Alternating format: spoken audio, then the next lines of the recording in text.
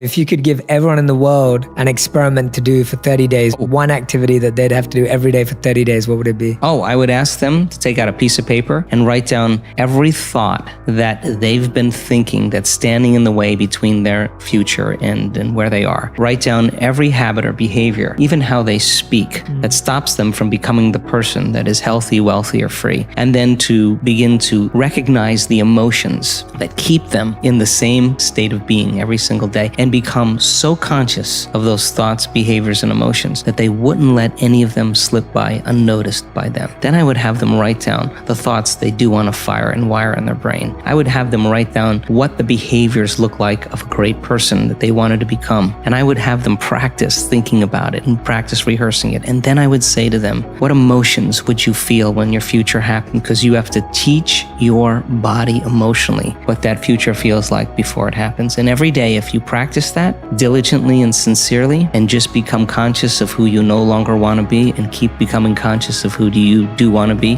that surprises you and leaves no doubt that it's come from a greater mind, then you'll be inspired to do it again. And now we believe we're more the creators of our lives and less of the victims of our lives. Need motivation? Watch a top 10 with Believe Nation. Hey, it's Evan Carmichael, and I make these videos because you are probably the most ambitious person in your circle, but you know you're capable of more, and you get that push by surrounding yourself with the best. So today, let's learn from one of the best, Joe Dispenza, and my take on his top 50 rules for success. Enjoy.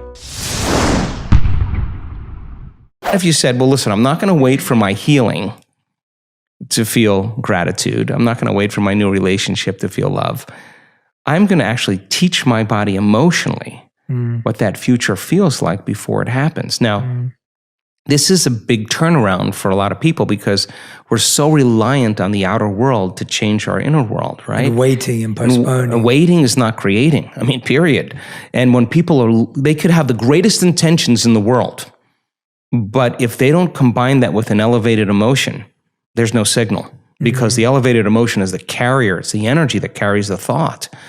So then, when we're in separation, in lack, waiting for our wealth to feel abundance, we're basically living our whole life in pain, right?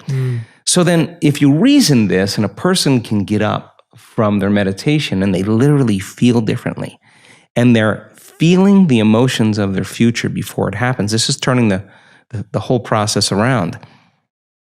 They can't be looking for it. Why would they be looking for it if they felt like it already happened? Now there's no separation. Now this is when those serendipities and coincidences and opportunities begin to show up in people's lives. So it's work, but then when they start seeing the experience in their life, all of a sudden they start believing they're more of the creator of their life and less of the victim of their life. With a community of like-minded, similar energy of people, everybody understands, they get one another. You know, communities tends to be the thing now that, in terms of our social media and the feedback we're getting, everybody wants more community because you get 1,000 people in an audience and their energy is synchronized. Now you're looking at something so much bigger. We're just going to measure this. I just talked to a researcher yesterday. We're going to measure 1,000 people when they reach that synchronized moment when we know that the entire social coherence in the room is orderly. Then if you're producing an ambient, coherent magnetic field in your heart and you're tuning into a thought or an intent, and you got 1,000 people doing that, and your energy is going to start interfering and commingling with the person who's next to you. When that energy starts to synchronize, it's going to produce a bigger wave. The higher the amplitude, the higher the wave, the more energy there is. So now you have one mind and one heart. And now when it comes to healing others, and we've done the research on this now, and we're collecting the data, that we're teaching people how to administer a change in energy in the person that's laying there. Because it's not matter that emits a field. That's the wrong way to think about it. It's the field that creates matter. You change the field, you change matter. It's not your job to change the tumor. The tumor is the illusion. It's the pattern in the field that has to be changed. So once people start reversing this, then you start seeing tumors disappearing. You start seeing blind people seeing, deaf people hearing. You start seeing people with Parkinson's disease switch on. I mean, you start seeing Stage 4 cancer is reversing because now you're swimming upstream. You're going to the headwaters and making that change. It's so important then that of the infinite places you can put your attention, let's put it on your heart. Now, where you place your attention is where you place your energy. Why? Because we want this center to bloom. 1,400, 1,300 different chemicals that restore and regenerate the body. Let's breathe, let's open this up, let's practice this. Let's start learn how to lead with our heart, a different consciousness. Yeah, in the beginning, it's a little difficult, but you stay with it and you practice it, pedal by pedal by pedal. You're placing your attention there, you're putting your own life force back into your heart. You're turning your love inward, and the body will start responding. And in a week's time, if we're doing that 3 times a day or over and over again, sooner or later, that thing's going to start blooming. And just like when your sexual organs are aroused and they're engorged with blood, this center, when you start feeling love, you make a chemical called oxytocin. Oxytocin signals nitric oxide.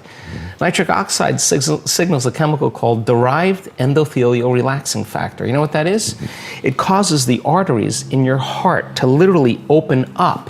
So your heart is going to be filled with blood and oxygen and nutrients. It's physiological. It's going to feel full. You're going to have a heart-on, in a sense. Your heart is going to fill, right? And when that happens, you experience a level of love that passes all understanding. Your cup runneth over. I mean, it is, and people they're sobbing because they realize that this center finally, like a child. Also, to make sure you're actually taking action after watching this video, I've designed a special free worksheet just for this video. The worksheet will highlight all of the lessons learned in this video, as well as pull out our 3 favorite learnings and quotes that will inspire you to actually do something. The worksheet will also give you space to write down what your key takeaways are and your specific plan of action to make sure you're getting results. If you want the worksheet designed specifically for this video, absolutely for free, there's a link in the description below. Go click on it and start building the momentum in your life and your business. I'll see you there.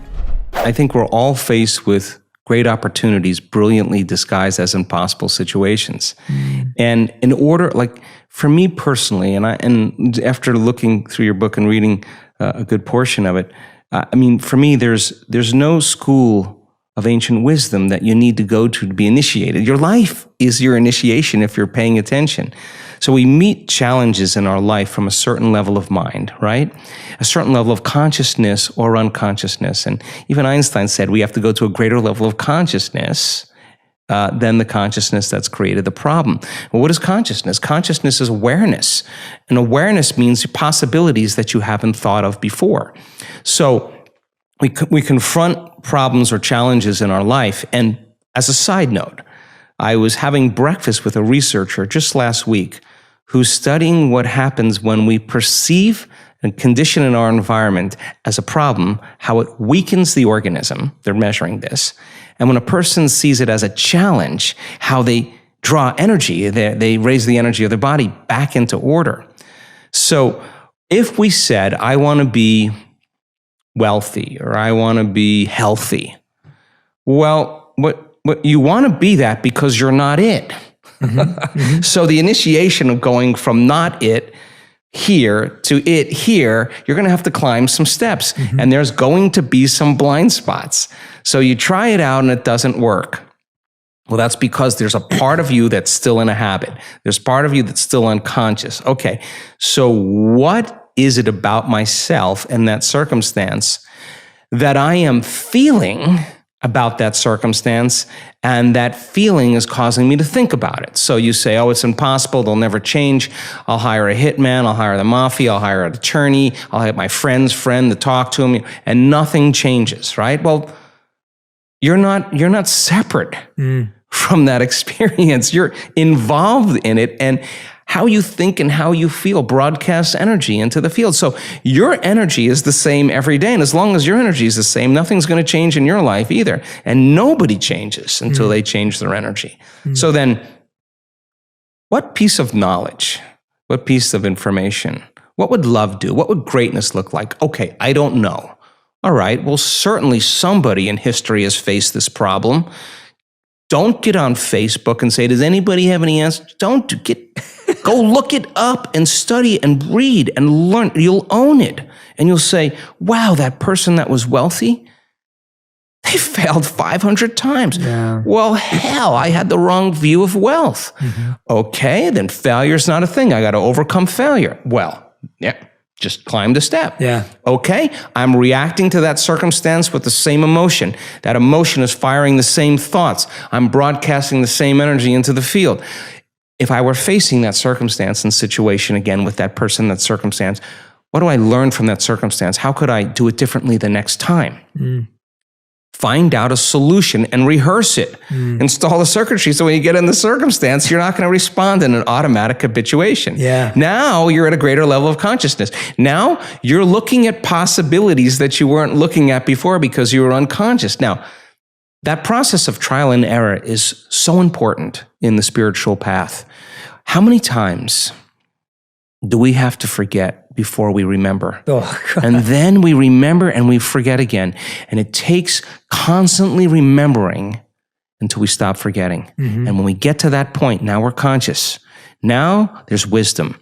And wisdom is the memory of the experience without the emotional charge. Now you're ready for the new adventure. So then people draw conclusions and say, oh, it's that person that ripped me off. It's that person that what? Now you don't create your reality? Oh, you only create your reality when things are good. No, well, somehow you got to tango through this. Somehow your objectivity in not reacting emotionally is going to change the energy of how you address this situation. Consciousness is awareness. Awareness is paying attention and noticing.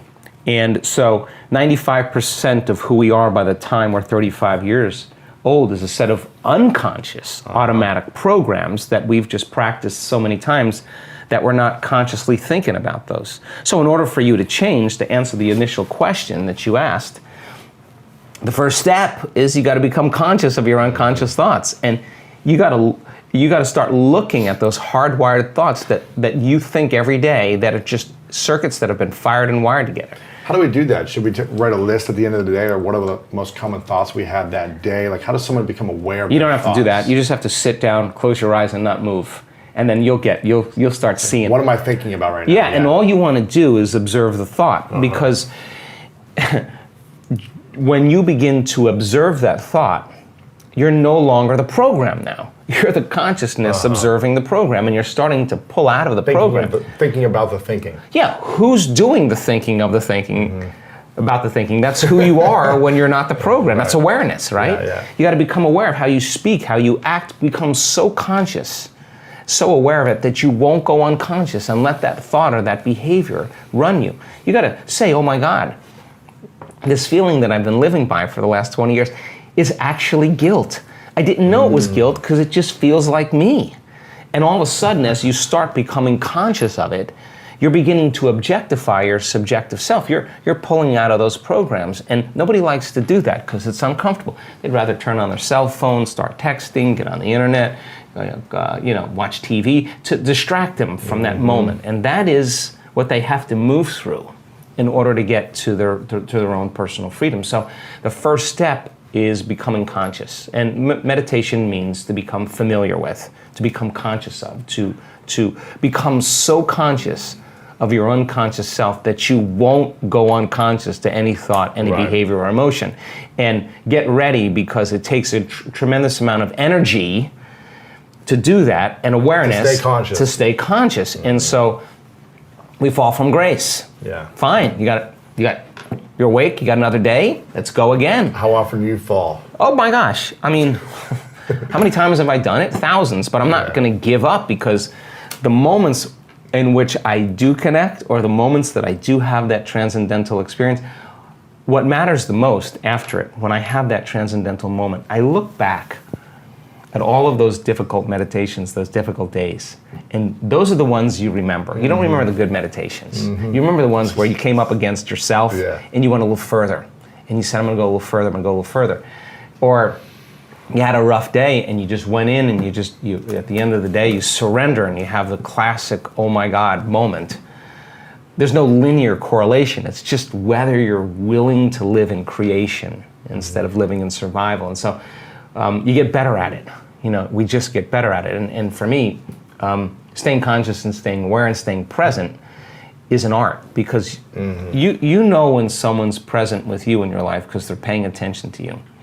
You know when they're not present with you because they're not paying attention to you. So imagine this field of information, this intelligence that lives within you and I, that's governing everything material in this world. It's a self-organizing intelligence.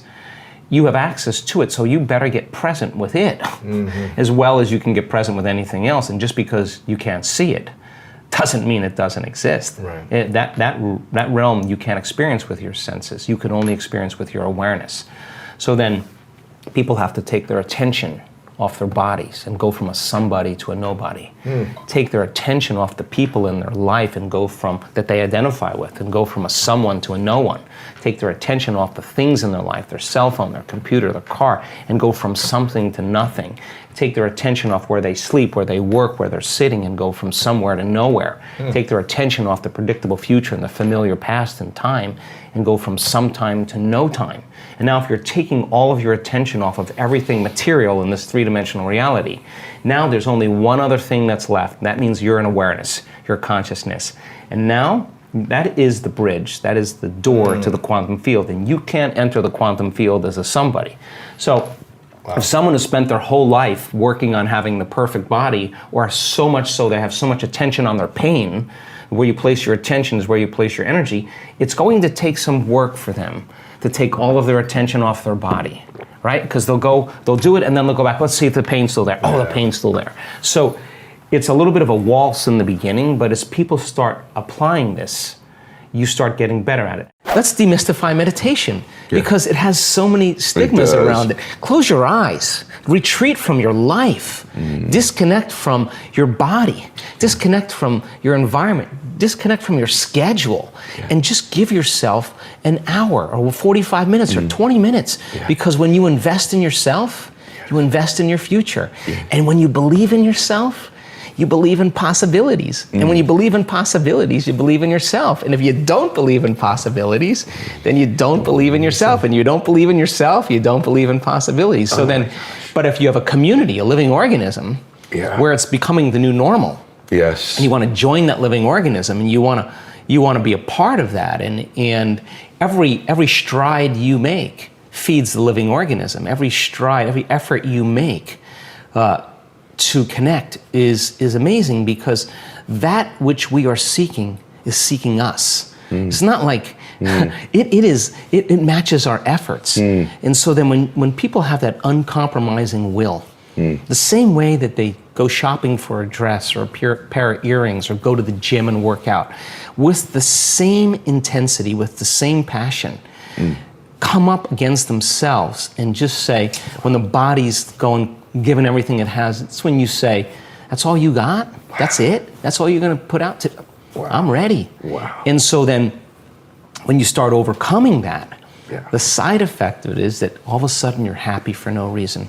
And you're less seduced in believing that you need something outside of you to make you feel better. All of a sudden, you're feeling better every day without anything outside of you. And now all of a sudden, you start showing up unpredictable in your life. They're saying, that Ed guy, he's different. He's on a different medication. Something's going on with him. But in actuality, you're just freer, right? So then as we begin to remove these layers that stop the flow of the divine in us, that in essence in us, the side effect is we become more willful, we become more mindful, we become more conscious, we become more loving.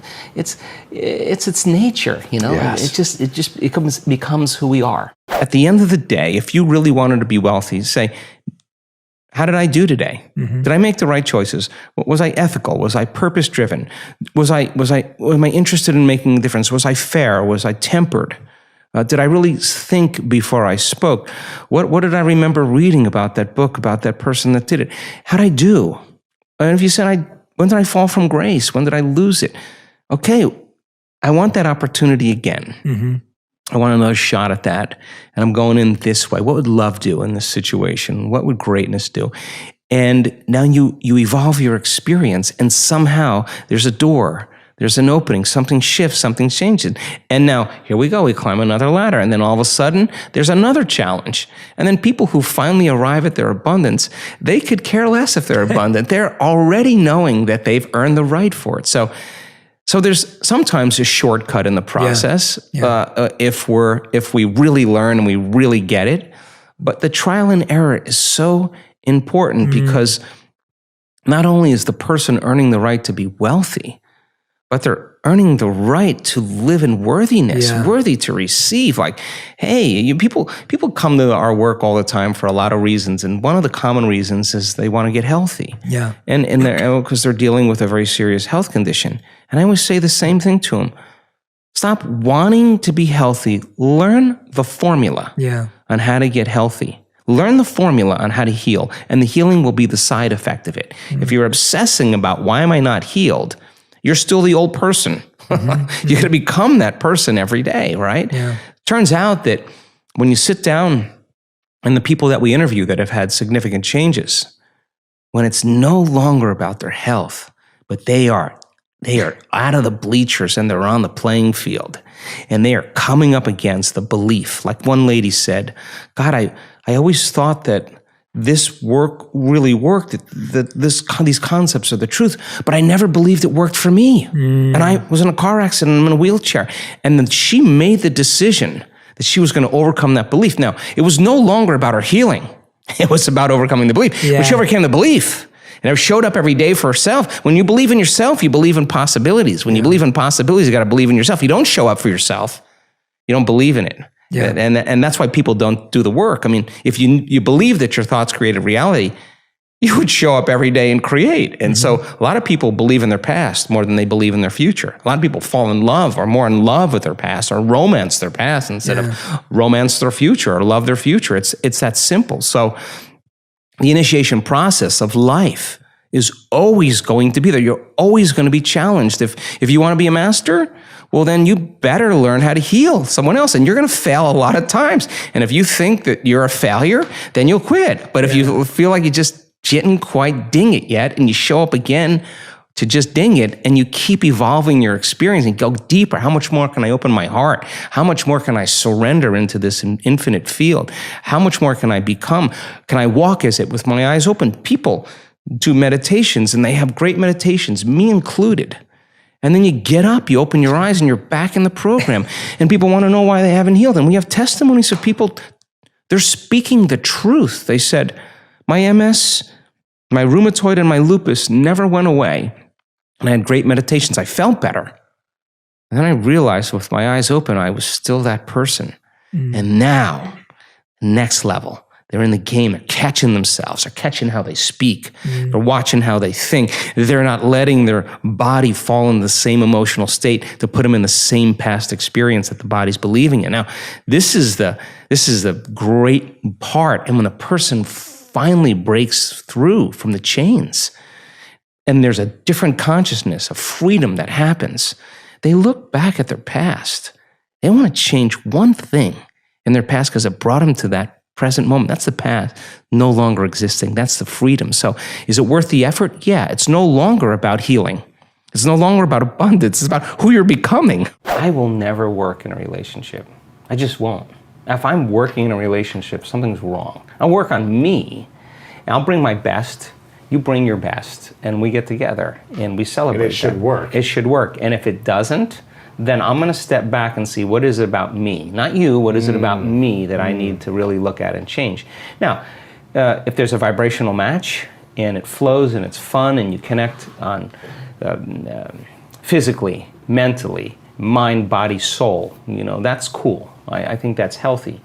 But a mission-driven person can't be in a relationship where you have to keep going back and trying to fix something. I just won't do that. I just think that when it's right, and I'll know. Yeah.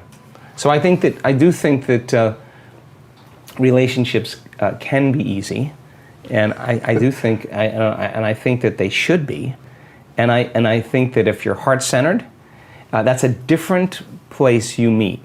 than other emotions. And again, every time I have a mystical moment and I feel that transcendental love that I don't even know the word for, every time I have one of those moments, I think I got this all wrong. It's just that it is not chemical; it's electric. And you got what all wrong?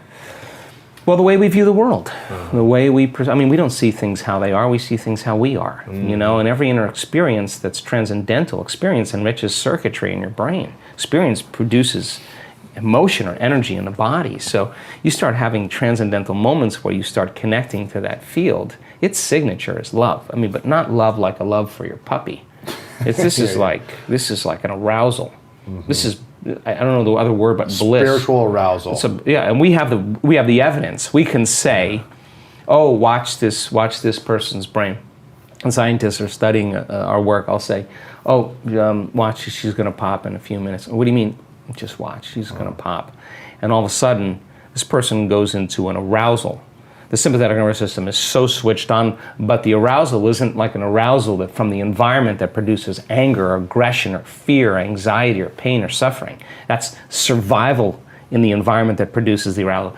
This arousal is coming from energy in the body that's moving up into the brain, and the arousal is bliss. The arousal is ecstasy. The arousal is freedom, peace. But it's not chemical. It's you'll feel it in every single cell in your body. Now here's the outcome of that.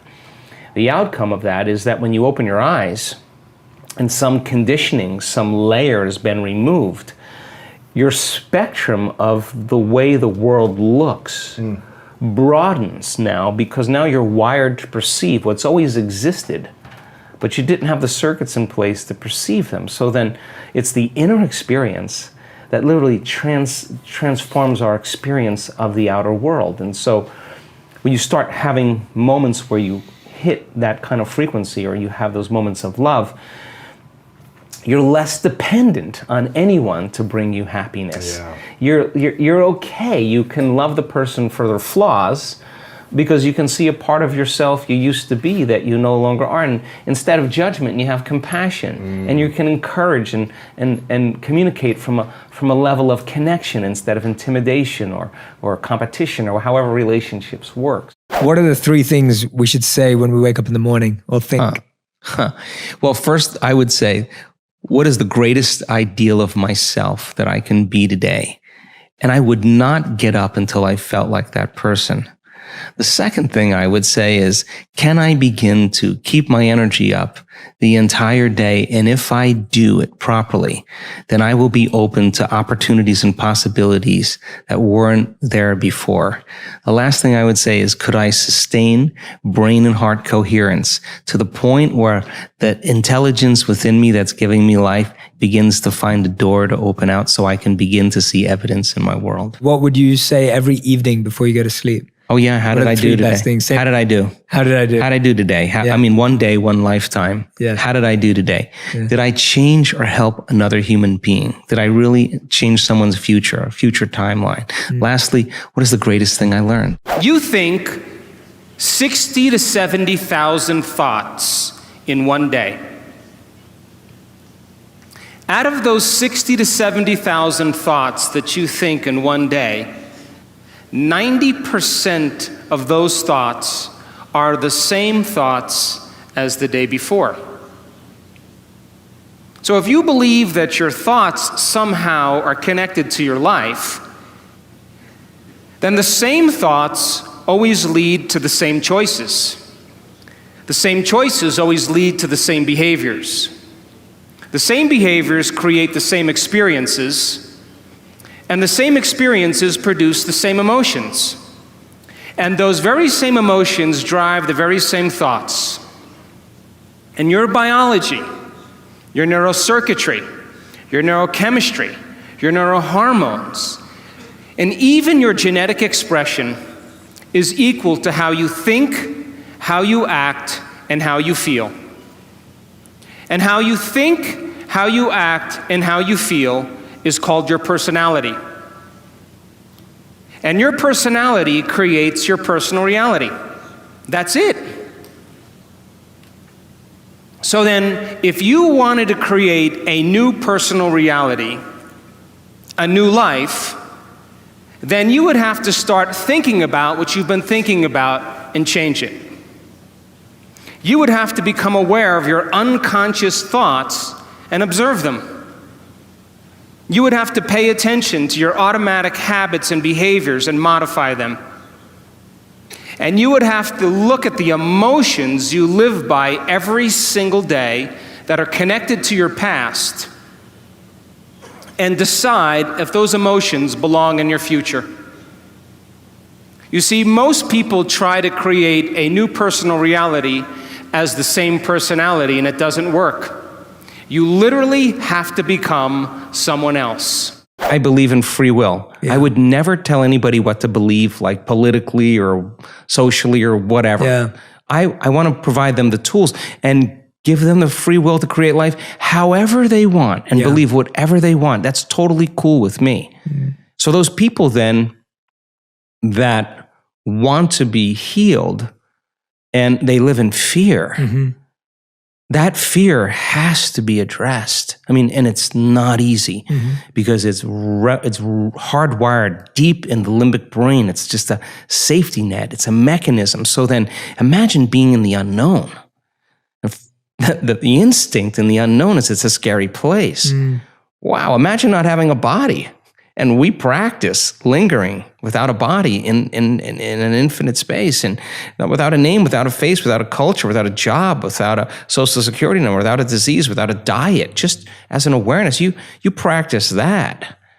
You're going to be comfortable in the unknown. You're going to relax more into it. That's going against thousands of years of programming. And the people who actually overcome their fear and they trade it for gratitude, their immune system gets stronger, their genes upregulate. I mean, there's just a host of everything changes. Their brain changes, their heart rate variability. They feel differently, and it's being measured. And some of these people, we're measuring this now in our events with reputable scientists and universities. They're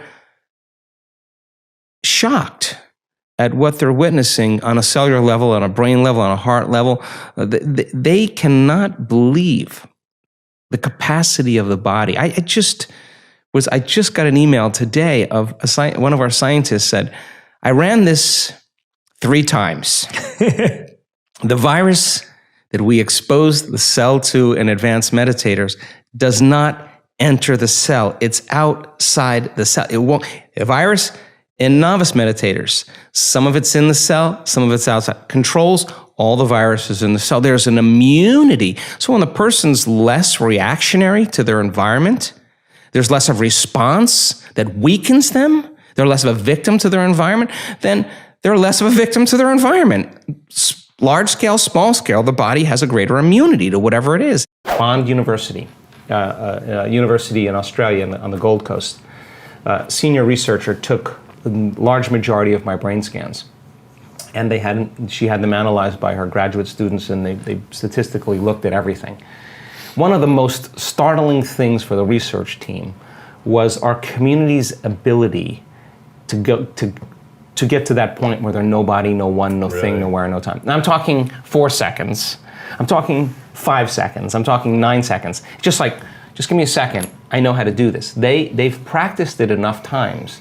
The creative moment is when you get beyond yourself, when you dissociate from everything known in your material world.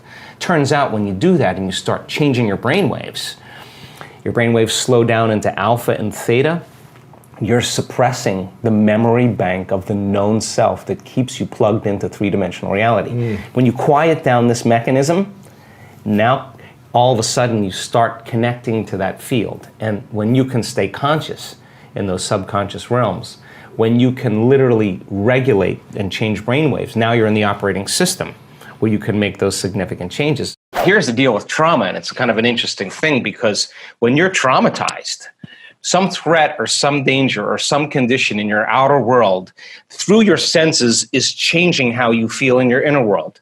And the quotient of change between the way you normally feel in some alarm state, when you change your internal state and move into that emergency mode, you narrow your focus on the cause, and the brain freezes an image and takes a snapshot, and that's called a long-term memory. And now that image is branded holographically into the brain. So then we remember experiences better because we can remember how they feel, and that memory then changes the person's biology. So they think neurologically within the circuits of that experience, and they feel chemically within the boundaries of those emotions, and how we think and feel becomes our state of being. So now the person biologically is changed, and many times it's the strong emotion that begins to select and instruct the gene that creates disease. Why? Yeah.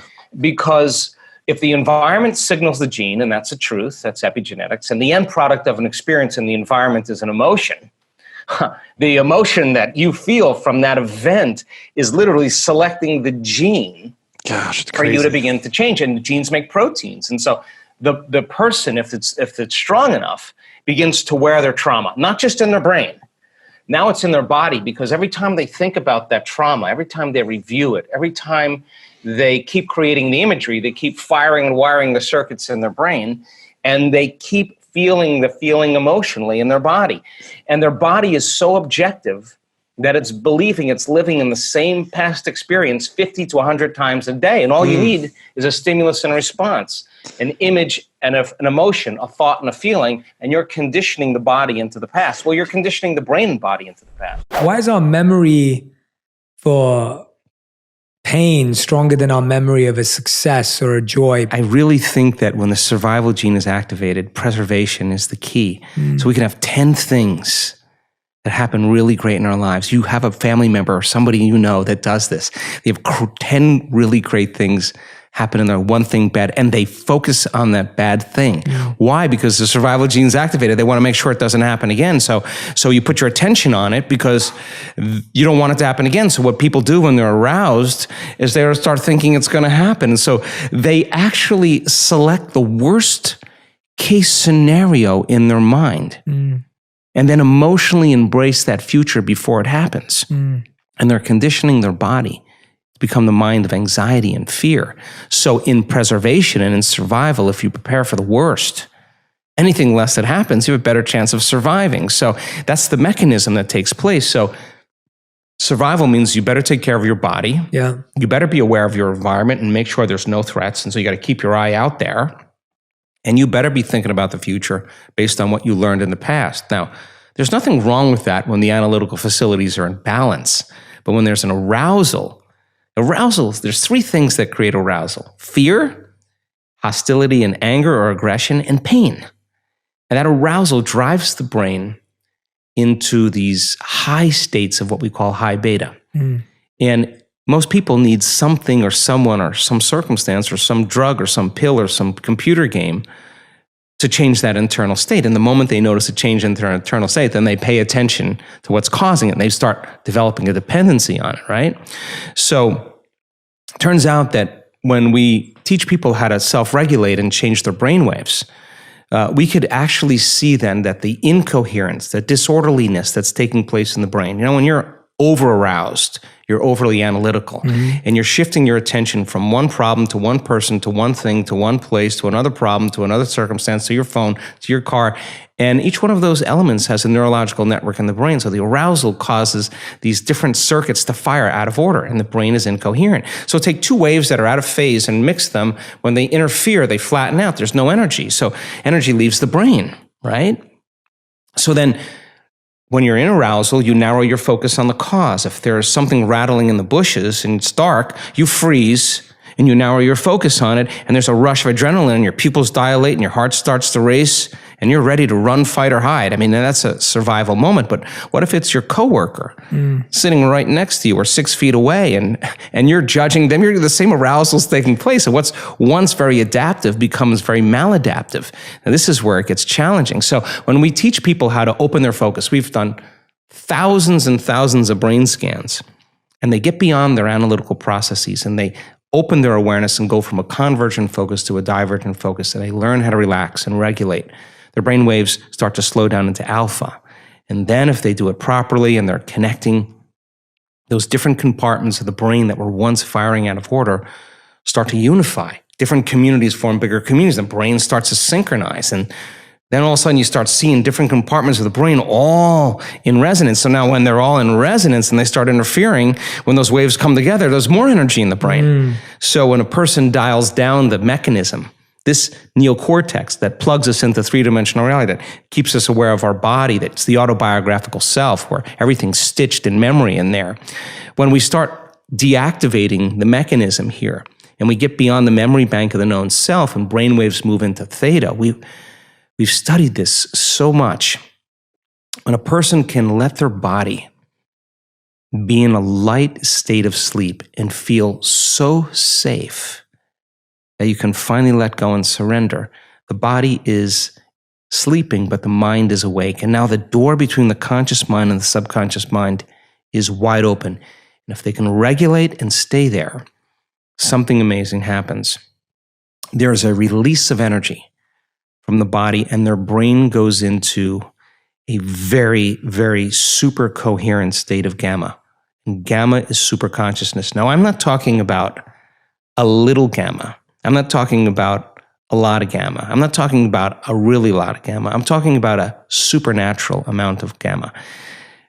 There's so much order and so much energy in the brain. Like if we were in an audience and we were all clapping like this, that could be alpha, right? Theta would be, and if everybody could do this, the slower we could do it, the more we can get our timing down, the more we can get coherent. But if we were doing this, it would be really hard for all of us to do that at the same time. So it takes a lot of order, a lot of awareness, a lot of energy to be able to create that kind of order. So that's how fast the brain is, and that arousal that's taking place is ecstasy. That arousal is bliss. It is the most familiar, unfamiliar feeling that people ever have. And that memory then that the person has that is so profoundly different than the feeling of success, the feeling of wealth, the feeling of orgasm or love or whatever. This is a new one, and it's a thrill. And the person notices a dramatic change in their inner state. And with that experience comes a very lucid picture, a very profound insight, a download of information. That's the moment then the body many times rewrites the biological program. Energy is informing matter, and the autonomic nervous system is regulating. It's in high order. And remember, disease is autonomic dysregulation. Now it's getting into a very, very high frequency of order, and it's sending very coherent information to the cells and tissues, sending energy to the cells and tissues, and cells begin to emit more coherent light and information, and then there's the disease, and there it's not. The recognition that when you're assimilating a negative thought or a negative judgment or a negative emotion, envy, greed, whatever it may be, that's actually lowering your energy. Yeah. And when you get to that place where you're experiencing that incredible bliss right here, you can't.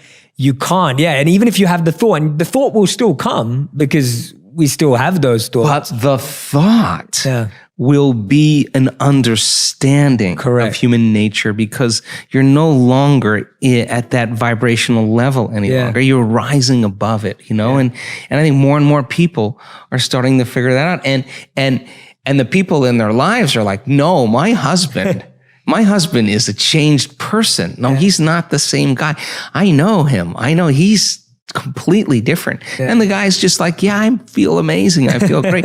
And all it was sitting in the fire for a little bit of time until the body finally moved out of the past into the present moment. And so the causes of this, like I always say, you never know what you're doing today and how you're doing it, who you're going to affect tomorrow when you do this work. And that's what we're seeing. And people are, they're getting promotions.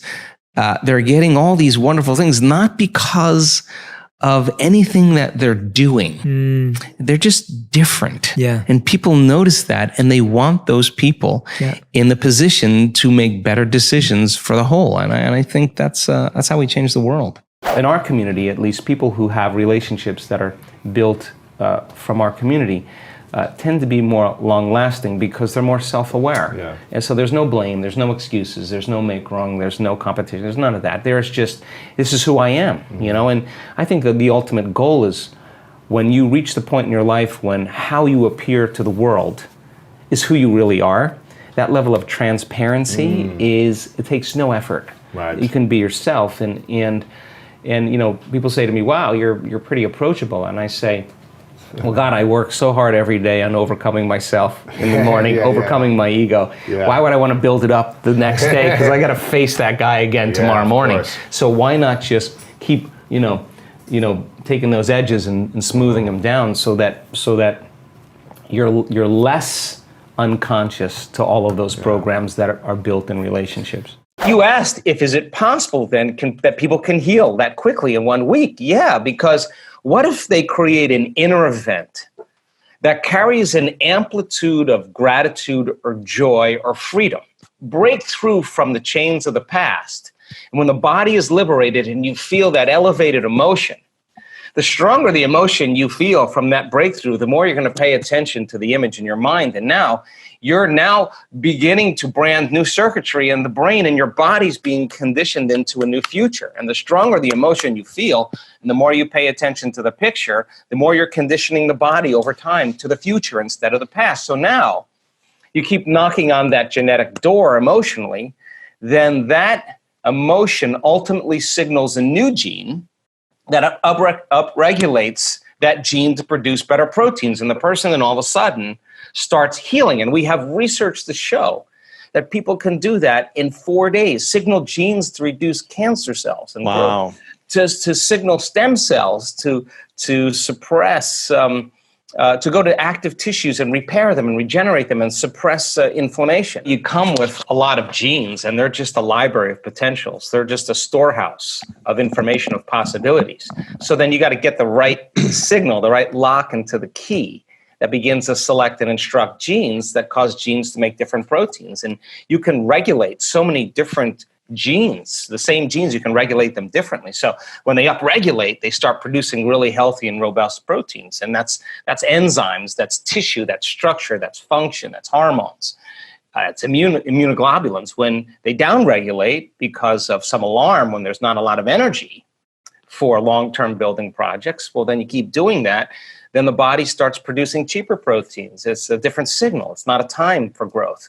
When you hit pay dirt like that, when you connect to the field, when you connect to the divine, whatever you want to call it, when your consciousness merges with a greater consciousness and that arousal creates ecstasy, bliss, oneness, whatever you want to call that, you realize that it never came from anything out there. It didn't come from the wardrobe or the facelift, the sports car, or whatever. It came from within you. And so you stop looking out there for it. And now the love affair begins. And you never want to miss a date because it's just too good. So that memory then, that is what I'm after.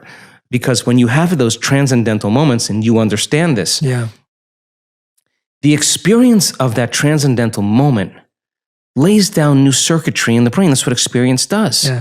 And the experience produces a feeling, but it's not chemical. It's electric and it's orderly, and every cell of your body is jiggling in an order. And you're aroused and you're awakened, right? You have to admit, when that occurs, your spectrum of reality is going to broaden. Some conditioning, some illusion, something is removed, and you start seeing reality as it is. And all of a sudden, you start seeing the part that we edit out for survival. Now you start seeing patterns and lights and information that are transcendent of three-dimensional reality. And your spectrum, why? Because your brain had the experience and the circuitry's there, and now your experience of the world changes. You get an upgrade to the VR set, to the virtual reality set. Oh, you got the upgrade, you got 2.0, and now it looks different. Everything looks different. Everybody looks different. The world, you're seeing beauty more. Well, and there's more holism and more connection, and sounds and words and music and sense and sight and light is all working together. That's the blessing of an awakening, right? That's where we're going. What do you think the world, humanity's challenge will be over the next decade as we enter 2020? Back to the principle, Lewis, of just different paradigms beginning to collapse. Economically, politically, socially, environmentally, religiously, education, journalism, medicine. They have to move into chaos. And chaos is just unpredictable. Because they're not order. working. Yeah, exactly. But now here's the challenge for humanity. You have one of two ways to embrace the breakdown of those paradigms. You can face them with anger and hostility and fear, and you are only contributing to more of it. We have to see that those breakdowns are essential for something greater to happen. Now, we can't wait for governments to take care of us. We can't wait for medicine to give us a drug that's going to heal us from a condition.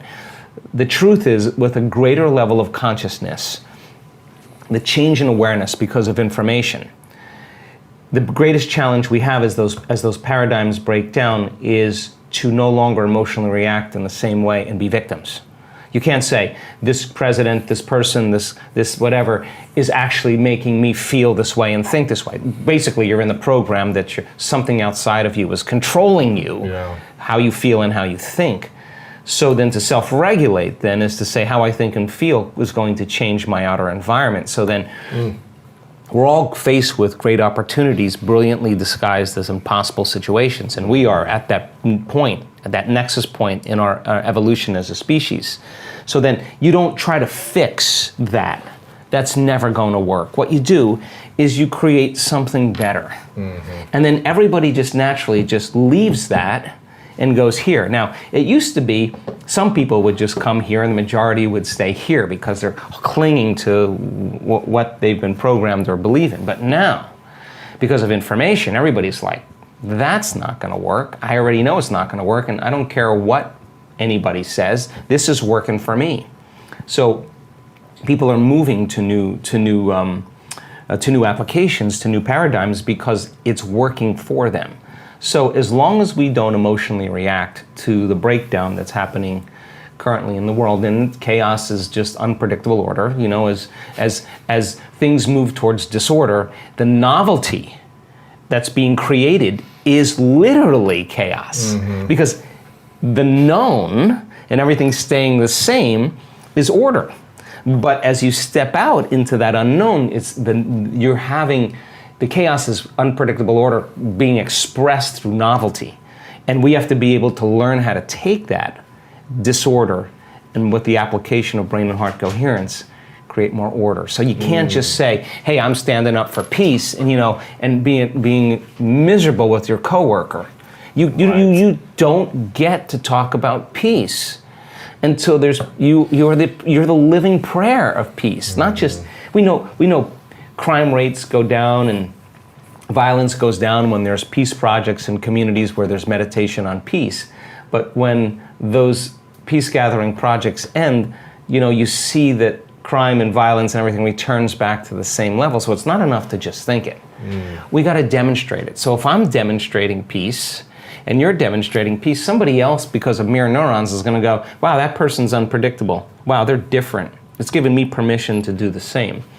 So I think that ultimately moving into that state of being, as human beings, and creating unity. That you keep watching so many programs on television that talk you into prejudice, that talk you into separation, that talk you into fear, that talk you into violence, that talk you into war, deceit, negativity. You're not going to trust anybody. In fact, you're going to see difference between you and me or anybody because that's what separation does. But when you're heart-centered and you feel connected, you don't see the person any longer, right? You see something transcendent. You see an essence, right? Yeah. And I think if you do that really well, that kind of emergence of a new consciousness that's less dependent on all of those outer things is really difficult to control. And if you want to control a community, control their emotions and control them in survival. Right. When you overcome your emotions, you can see the hidden meaning behind all things. And when everybody's looking this way, you may be looking that way because you understand, look, you've just overcome your fear. Yeah. You've just overcome your hostility and anger. You've overcome the program of whatever it is. I swear to you, you are going to be able to connect people. And that then is the hope of the future. If you're alive in this world and you haven't been experiencing the quickening, I said to someone the other day, the day where you end your day and feel complete because you finished all your work, you'll never have that. And, you know, there's always more emails and more things to check, right? So the demand has pressed us into this crazy realm of multitasking. And I think that you start shifting, where you place your attention is where you place your energy. So if you're shifting your attention all over the board, your energy is scattered. Yeah. So then when you start disconnecting from everybody, your boss, your coworker, you know, the news, your cell phone, your computer, and you start going this way, I think it's into the present moment. Then if where you place your attention is where you place your energy, and you're truly in the present moment, you got a lot of energy to execute. You got a lot of energy to use, and you want to be able to do that eyes open. The more scattered your energy, the less you have to focus on pushing one thing forward. That's why people's dreams don't happen, because too scattered. There's no look. If you keep putting your attention on some future experience that you are imagining with your mind, your body's going to follow your mind right there, because that's where your energy is. But if you're putting your attention on everything known in your life, the shower, the coffee maker, you know, the toilet, and your body's following your mind every day to the known. But we want your body to follow your mind to the unknown, right? Yeah. Enough people get to doing that. And you could do better in creating things in your life. That we see this. Wealthy people in our work that have focused on wealth, some of them living in the backseat of their car, some of them bankrupt that now have multi-million-dollar companies. What do you think they want to do with that money? They want to give it away. Yeah, give back. Let me tell you why. Not because of any other reason, is that they now know that they could create more. Right. Well, why, if you're abundant, why abundance to me has changed? Abundance means I have more than I need, like way more than I need. So if I have way more than I need and I know how to create it, then take it. I'll create more of it. So now you're no longer holding on in scarcity. You're making a difference. So wealthy people that have created a lot of wealth in this work, they want to give back. They want to make a difference. And I think that that's how we're innately wired. Mm-hmm. I think we're all innately wired to care for one another, to make a difference. And the living organism, our community, we heal one another. That's what we do. Right. We inform one another. We encourage one another. We support one another. We shine for one another, not to outshine another person, to shine to show them that they can shine. And that to me is super healthy. Mm-hmm. So then I'm applauding your success, because I want you to succeed, because you're telling me that if you can do it, I can do it. Right. So there's no longer any separation. I think that's hopeful for the world. Then you start celebrating diversity. Then you're like, wow, you're way different than me. I want to study you, because I want to bring that into who I'm becoming. Yeah, you create a strong community that way. What are the things that disturb or disconnect our awakening and connection to the divine? A lot of times when people, they hit that point, they try to reproduce it the same way as we talked about, and you can't. Yeah, you can't do it the same way, because that's redundancy. But also, many times, we have the experience and we start to try. And because trying is matter trying to change matter, and so we're forcing, we're controlling, we're predicting, and then and when we do that, then of course we're in separation, and we're waiting for the event to happen to feel the emotion, right? And I've done that long enough, and it's actually we have to lay down the very thing we used our whole life to get what we want for something greater to occur, and it takes practice of surrender, right? So that's one element. I also think that our responses emotionally, like let's just say that a person gets connected to the future. They get connected to the energy of their future. They feel it. It's really great. And then they start their day, and then 2 hours later, they're feeling something else because some person or some circumstance altered their state. Well, they just disconnected from the energy of the future, and now they're back to the energy of the past. Don't expect anything to change in your life, because it doesn't work that way. So then when they get back to that old self again, then they say, what's wrong with me? I failed. They didn't do it right. No, that's all the program. You show up again and you go after it again.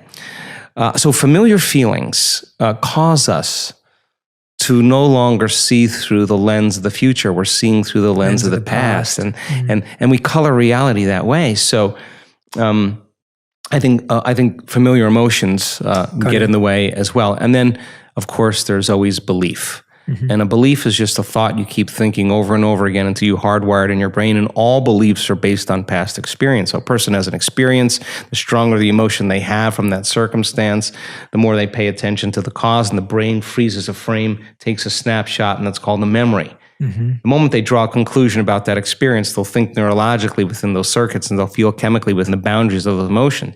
Thinking and feeling, belief becomes an unconscious or subconscious state of being. Most people don't even know they have beliefs about things, about God, about relationships, about money, because it's not a conscious thing, it's a subconscious thing. Yeah. So in order to change a belief or a perception about yourself and your life, you got to go all in. It's not like you go 50% in. You got to go all in. You got to make a decision with such firm intention that the amplitude of that decision carries a level of energy that causes the body to respond to the mind, that the choice that you make becomes a moment in time you'll never forget. And you would say, I remember the moment I made up my mind to change. And the stronger the emotion you feel, the more you'll pay attention to the decision. And that's a huge stone you drop in the quantum field. Big splash, big waves. Your brain is organized to reflect everything you know in your life. Your brain is a record of the past.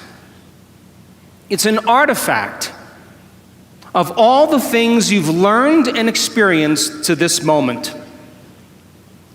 So if you wake up every morning and get out of bed on the same side, shut the alarm clock off with the same finger, shuffle into the bathroom and use the toilet like you always do, go and get a cup of coffee and drink coffee out of your favorite mug, then get in the shower and wash yourself off in the same routine way, drive to work, get to work, see the same people that push the same emotional buttons, do the same things that you've memorized and do so well, then hurry up and go home, and hurry up and check your emails, and hurry up and check your Facebook, and then watch your favorite television show, then hurry up and go to bed. Here's my question. Did your brain change at all that day?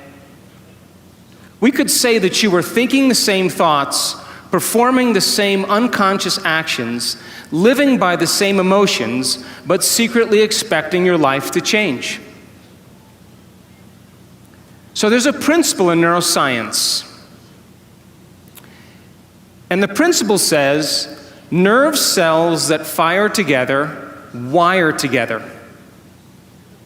So if you're thinking the same thoughts, making the same choices, demonstrating the same behaviors, reproducing the same experiences that stamp the same networks of neurons into the same patterns, and then produce the same emotions, you're going to hardwire your brain into a very finite signature.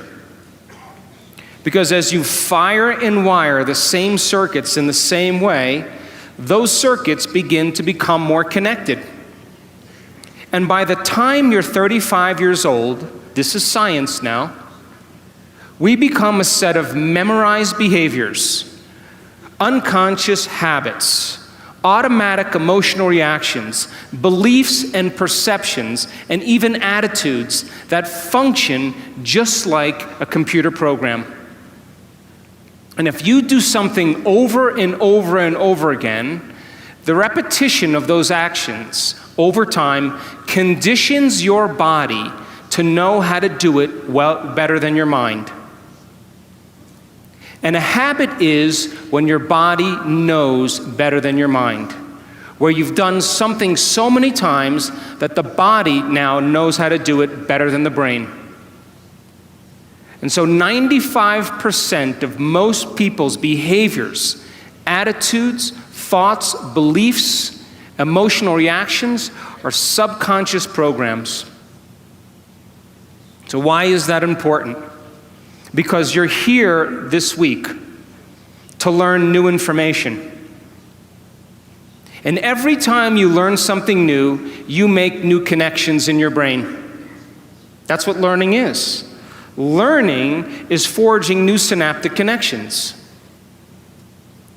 physical evidence as a result of your interaction in the environment. And the footprints of consciousness is called learning, making new connections. And the Nobel Prize laureate Kandel in the year 2000 found that when people learned one bit of information, they doubled the number of connections in their brain from 1,300 connections to 2,600 connections. But if they didn't review that information, if they couldn't repeat it, if they couldn't remember it, those circuits pruned apart in hours or days. So if learning is making new synaptic connections, then remembering is maintaining and sustaining those connections. Your body rejects viruses all the time. Of course. It has memorized certain viruses that you've been exposed to. It has memorized certain bacteria that you've been exposed to. And it's beaten those viruses. Not every virus wins in the body. The body has an intelligence, and it has quite a library of memories in the white blood cells. So your body is fighting viruses and bacteria all the time. There's a constant competition going on. Really? So our research shows that 4 days of opening your heart releases immunoglobulin A, your body's primary defense against bacteria and viruses. It's better than the flu shot. It's the body's natural flu shot. And that's the innate intelligence of the body saying, I got this. I got a lot of energy. In fact, I got a surplus of energy. In fact, I'm radiating energy, and now too much in my energy. outer world. Now my outer world is not controlling my inner world. My inner world now is functioning independent of what's going on in my outer world. And now you're manifesting. You're manifesting. Now you got it. Now you're in a creative state. People are coming to you, yes. Right, exactly. Now you're a magnet. Now you have a field, right? And you have energy to heal. And our research shows that that field around your body will actually expand. You radiate more light and information. Cells are getting new information that are causing light to be exchanged between cells and information. Now the body's getting an upgrade. So that immunoglobulin A in 4 days went up 50%. So now we know that if it's going up 50%, that then the immune system was getting a new signal. And nitric oxide then causes another chemical to activate the arteries in your heart to swell. And now, just like when energy moves into your sexual organs and it swells with blood and you have energy there, the same intensity, it moves into your heart. And now the heart is activated. And what do you feel? You feel an incredible amount of love. Yeah, and love. you feel whole. And now the more whole you feel, our research shows, then the less separate you feel from the things you want in your life, because you feel like you already have them. You only want things when you're in lack. But when you feel whole, then it feels like it's already happened. And that tends to be the exact emotion that causes those synchronicities and serendipities and coincidences to happen in our life. And you say to a person, what are you doing? And they're saying, I'm not doing anything. I'm just so loving happy. Life. I'm being myself. Exactly. I'm free from the past. I'm free from my story of the past. In fact, I'm more connected to the energy of my future than I am to the energy of my past. I think that if we share the same experiences, because we like the same things, we share the same emotions. And if we share the same experiences, we share the same emotions, I can relate to you, so we can exchange ideas and information. Yeah. And if we share the same energy is information. So many people, as an example, they use each other to reaffirm their dependency on suffering. So I suffer more than you say you suffer more than me. We have this thing, we just complain with each other. Well, that's the same resonance, the same frequency, and there's a match, right? But it goes to the same means if you're someone has a accountability partner that you exchange ideas like this with, and it's a different frequency, a different energy. So when energy comes together and it's constructive, something comes out of it. Yeah, you feel it, right? You feel an elevation.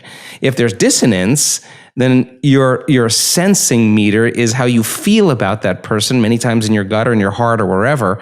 And there's destructive interference, and there's no energy involved. So I think that's just a practice, but really the ultimate mastery is to be able to be in such resonance, such coherence, that when you walk in the room, that you raise everybody's energy, and you don't let your energy drop because of any circumstance or any condition, then that would be greater than your environment, right? And that's the model that we use. So imagine 1,500 people in an event where everybody's getting super coherent, and the interference that's going on in the room is creating these high amplitudes. Now, we've measured that in the room, and the energy in the room is off the chart many times. There's energy for healing in there. There's energy for all kinds of things that can happen. So we brought it to life with our awareness. And so the more elevated the emotion, love, gratitude, freedom, bliss, ecstasy, the higher the frequency. So, but it turns out you can have a collective group of people with a lot of energy and be incoherent, and it creates entropy. Yeah. You could have a smaller group of people that are highly coherent and put out a very big signal.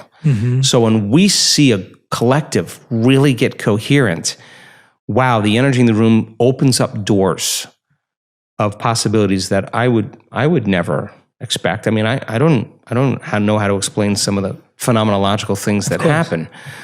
But that's everybody's divine. Like everybody's in that state. They're in that elevated state. So I think our truth meter is really whether we feel lifted or we feel like we've been robbed. If you are not defined by some vision that is bigger than you, and you are not passionate about that vision, then you're left with the old hardware of the past in your brain, and you will be predictable in your life. So would you agree then? New thoughts, new information should lead to new choices. New choices should lead to new behaviors. And new behaviors should create new experiences. And new experiences should produce new emotions. And those new emotions should drive new thoughts. And that's called evolution. So if your brain is a record of the past, and you don't have a vision of the future, then you are living in the past. And you will never arrive at that new future. If you have been if you had experience of trauma, say, for example, and it's created the feeling of fear, and your fear is that it could happen again. And you don't know this, but every time you think about that future, that possible worst case scenario, and you feel the emotion, you're conditioning your body to become the mind subconsciously of anxiety. So now, all you need now is some cue in your outer environment that says it's unsafe, that there's damage there, that you're a victim, something's bigger than you that could have an effect on you. Well, now that feeling of fear is going to cause you to think thoughts equal to it. So the person then no longer needs the environment to feel that fear. They just have to have the thought about that condition now. And now they're literally knocking their brain and body out of balance by thought alone. And the body's constantly living in emergency mode. And it takes a lot of energy, a lot of resources to live in emergency mode all the time. And guess what system becomes compromised by it? Immune system. Your immune system. Why? Because you have two protection systems. You got a system that protects you from dangers in your outer world. That's the gas pedal. That's the sympathetic nervous system. That's the fight or flight nervous system. Danger, threat out there. Use all the energy because you got to survive. And when you survive, you got to take care of your body. So So now that system can work really well short term. It doesn't work really well if you keep it on all the time. Because if you're mobilizing all that energy for some threat in your outer world, there's no energy in your inner world for growth and repair.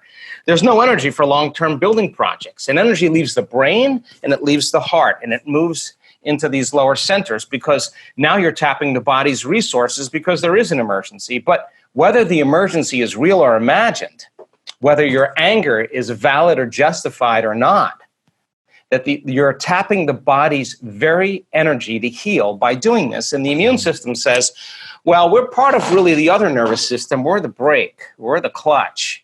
We need to get into relaxation. We need to get back into balance again. And when we do, then we'll metabolize. Then we'll assimilate. We'll reproduce. We'll excrete properly.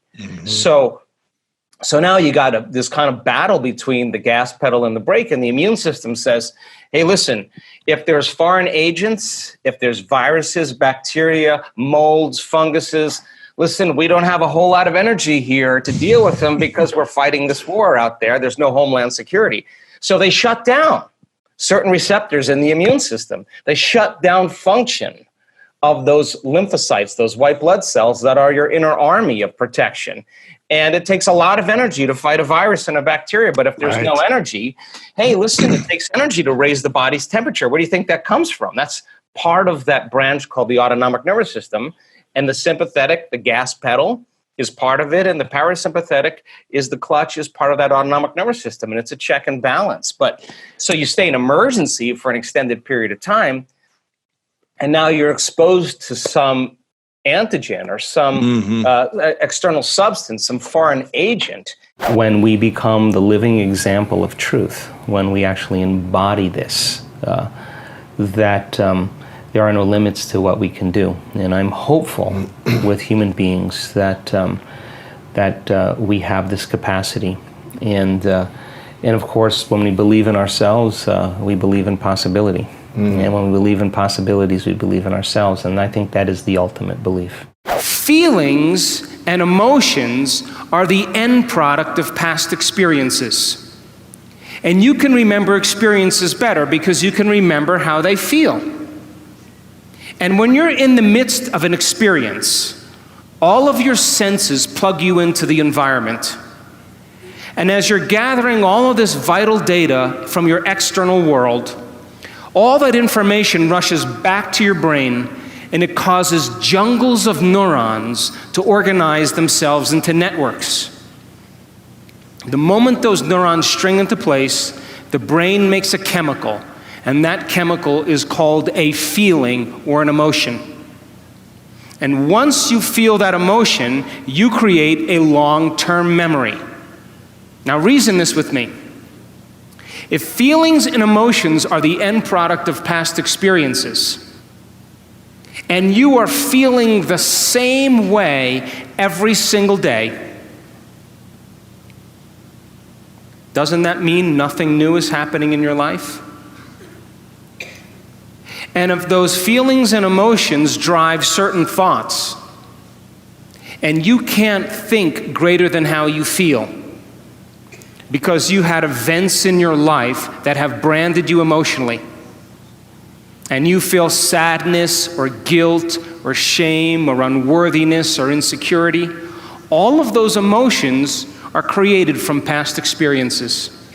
And when you feel those emotions, and those emotions drive certain thoughts, and then those thoughts make certain chemicals for you to feel the same emotion, and then those emotions drive certain thoughts, the repetition of that cycle then conditions the body to memorize that emotional state better than the mind.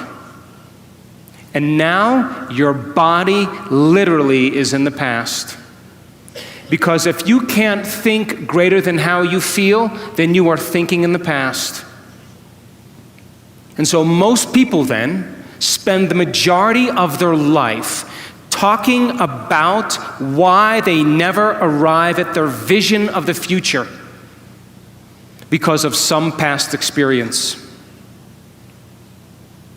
And so if feelings and emotions are the end product of past experiences, you remember your first kiss, you remember your wedding, you remember the birth of your children, you remember catching a fish off the coast of Manzanillo with your 3 best friends, because you caught the fish and it was a new experience and you felt great. And then you went to the casita and you cooked the mahi-mahi and you drank Sauvignon Blanc and the wind was blowing off the sea and the sun was setting and you made a long-term memory. But you also have memories that are connected to trauma and crisis, to disappointments. And those are the memories that people remember more than anything else. And so if you haven't overcome some emotion that keeps you anchored to the past, then you tell a story about the past. And people say, I am this way because of this experience that happened to me 15 years ago. I am this way because of some event that happened 30 years ago. And from a biological perspective, it means I haven't been able to change in the last 15 or 30 years. And Scientific American, a prestigious magazine, says that 50% of what you talk about in your past isn't even the truth. You make it up. Because you don't have the same brain that you did 15 years ago or 30 years ago.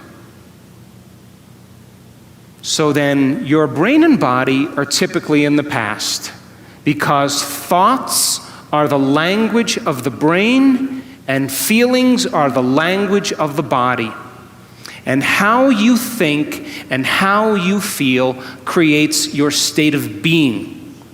So if you think insecure thoughts, in a matter of seconds, you are going to feel insecure. The moment you feel insecure, your brain is monitoring how you're feeling, and you think more insecure thoughts, which then makes you feel more insecure. And the repetition of that cycle conditions the body to become the mind of insecurity. And then the person says, I am insecure. And whenever you say, I am anything, you are commanding your mind and body into a destiny. So then how do people change? They wait for crisis, trauma, disease, diagnosis, loss. Something has to go wrong in their life where they feel so uncomfortable that they finally make up their mind to change. And why is that? Because after the trauma or the crisis, they don't feel like of themselves. And the moment they don't feel like themselves, they could actually observe themselves. Because they're looking at themselves through the eyes of someone else. But my message is, why wait?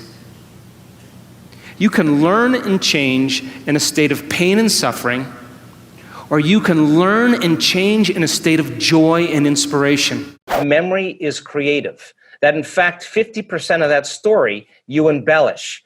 People make up that story. Let me tell you why they make up that story. Because they excuse themselves for the fact that they haven't been able to change since that event. They'll have to make it sound worse than it really was. To make it harder to grow and change.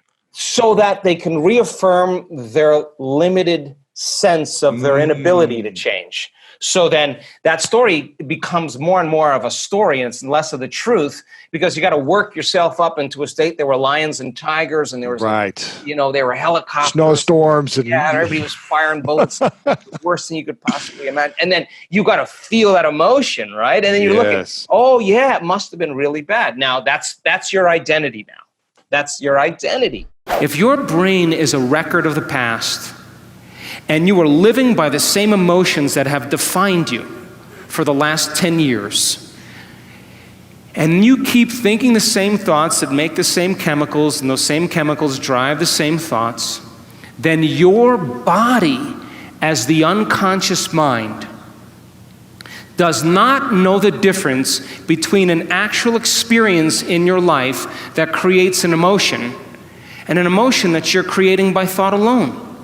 And so your body is believing it's in the same past experience 24 hours a day, 7 days a week, 365 days a year. And your body is programmed into the past. And you can't create a new future holding on to the emotions of the past. How many people understand what I'm talking about? So then, when you react to someone or something in your life, you have a choice. That when an event changes how you feel, there's a chemical change that's taking place in your body. And most people don't think they can control their emotional reactions. And so then when you react to some coworker or some relative or somebody in traffic, the moment you react emotionally, you are altered chemically. And if you don't know how to control your emotional reaction after that event, and you allow those emotions to linger for hours or days, you know what that's called? That's called a mood. Hey, Juanito, what's wrong with you? Oh, I'm in a mood. Really? Why are you in a mood? Well, this thing happened to me 4 days ago, and I'm having one long emotional reaction. And if you keep that same refractory period going on for weeks or months, that's called a temperament. Hey, why is she so angry? I don't know. Why are you so angry? Why are you so bitter? Why are you so enchilada?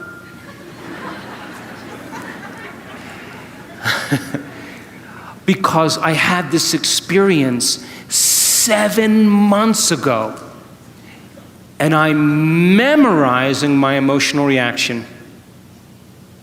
And if you keep that same refractory period going on for years on end, that's called a personality trait.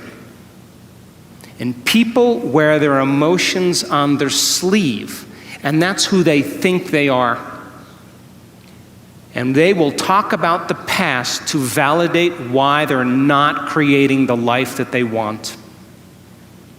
So then if you wake up in the morning, Mexico City, and you are not being defined by a vision that's bigger than you, and it doesn't get you out of bed and inspire you into possibility, and you get up living from the old hardware of the past and the old emotions stored in your body, do you know what's going to happen to you? You're going to wake up and you're going to open your eyes and you're going to see the same people and go to the same places and do the exact same thing at the exact same time. And the moment you open your eyes, all of a sudden now, it's your external environment that's controlling how you think and feel. Because you have a neurological network in your brain for every person you know, every place that you go, everything that you own, everything that you do. And the moment you open your eyes and you see the same people and go to the same places and do the exact same thing at the exact same time, it's your external environment that's turning on different circuits in your brain, causing you to think equal to everything that you know. And you told me you believe that your thoughts have something to do with your destiny. And as long as you're thinking equal to your environment, you keep creating the same life. To change, to truly change, is to think greater than your environment, to think greater than the circumstances in your life, to think greater than the conditions in your world. And every great person in history knew this. Whether it was Mahatma Gandhi, Martin Luther King, the Wright brothers, Joan of Arc, they all had a vision. I always say to people, when is the last time you sat with your heart and just worked with it? Like so that it's not contracted and afraid and protected. It takes practice to do that. And so we work with people in letting them, we give them numerous opportunities to practice this over and over and over again. And sooner or later, petal by petal, it starts to bloom, and all of a sudden, there's an authentic smile on their face. And once energy meets the heart, it goes right to the brain. We did this study where we hooked up an electrocardiogram to an electroencephalogram. And an electroencephalogram is a brain mapping machine. So we measure 19 or 26 different compartments, and we're looking to see all different kind of activity in the brain. But we measured the heart along with it, and when the heart starts beating coherently, in a sense of order, like taking a big sheet, Jay, and going like that. The heart sends a wave right up to the brain, and the brain goes into these beautiful states of alpha. The heart is telling the brain it's safe to create again. It's safe to imagine. It's safe to dream of a new future. And there's the stroke volume of the heart in order, and then you see these 2 or 3 seconds of beautiful, coherent alpha. The brain is it's in that creative state. Then there's a pause, and it happens again, and it's beauty. It's a symphony. If you don't have that mechanism, you can have all the intention in the world, but there's no carrier wave. I mean, and people, when they make energy reach their heart, there's an external field that's created. It's magnetic. It's measurable. And that energy is frequency. And if that frequency is coherent, it can carry the intent or thought on a coherent brain of that future. The energy of suffering cannot carry the thought of health or wealth. It's not consistent with it. It carries a different set of thoughts. So then the training then is getting people into those heart states, because once they start trading that fear or that pain or that frustration or trying or whatever, forcing, control for gratitude, and they just let all that go. And I say to them, listen, if you can't feel gratitude, or if you can't feel love, I just want to know what you've been practicing feeling every day. Because that feeling that you're practicing is what you're always feeling. Now let's practice feeling something else. In the beginning, it's not going to be easy, but you got to keep following the formula, keep doing it, keep doing it, keep doing it. Well, when they start feeling gratitude, it's very interesting, because the emotional signature of gratitude is that something wonderful just happened to you. Something favorable is happening to you, right? So you've just received something, or you're receiving something, you say thank you. So gratitude is the ultimate state of receiving emotionally. So when you move into a state of gratitude and you open your heart, you will accept, believe, and surrender to the thoughts equal to that emotional state, and you'll program your autonomic nervous system into a different destiny. You could say, I'm healthy, I'm healthy, I'm healthy, I'm wealthy, I'm wealthy, I'm wealthy, I'm wealthy, I'm free, I'm free, I'm free, and your body is conditioned into misery, and it's saying, no, you're not. And that thought stops right at the brainstem. It never makes it to the body, because the body is on a different program. So then, when the person starts trading that and they start opening their heart, well, their immune system gets stronger by 50%. 50% in 3 days, they start making immunoglobulins. Their body's natural defense against viruses and bacteria is 50%, not a little bit, a lot. That's one study. And so trading that, telling the body it's in the environment where it already happened. And so that's when the miracles start happening. That's when people say, I'm not doing anything. Well, of course you're not. You don't have to. What are a few things we can do to support our inner environment on a daily basis? Well, listen, the first thing and the most important thing for me is knowledge and information. Knowledge is really power, and knowledge and information about yourself should empower you. It should empower the self, right? So when we learn about the immune system and all it can do, and we say, oh my God, you mean not every virus gets to me? In fact, no. And the more you understand that, and the more you coax your immune system into love and into love. Like I just did this little thing on our social media where I was talking about the inner army of order and what would be the signal you would want that inner army to get. And so we created this meditation, and we said, what would invincibility feel like? Signal your body and feel invincible.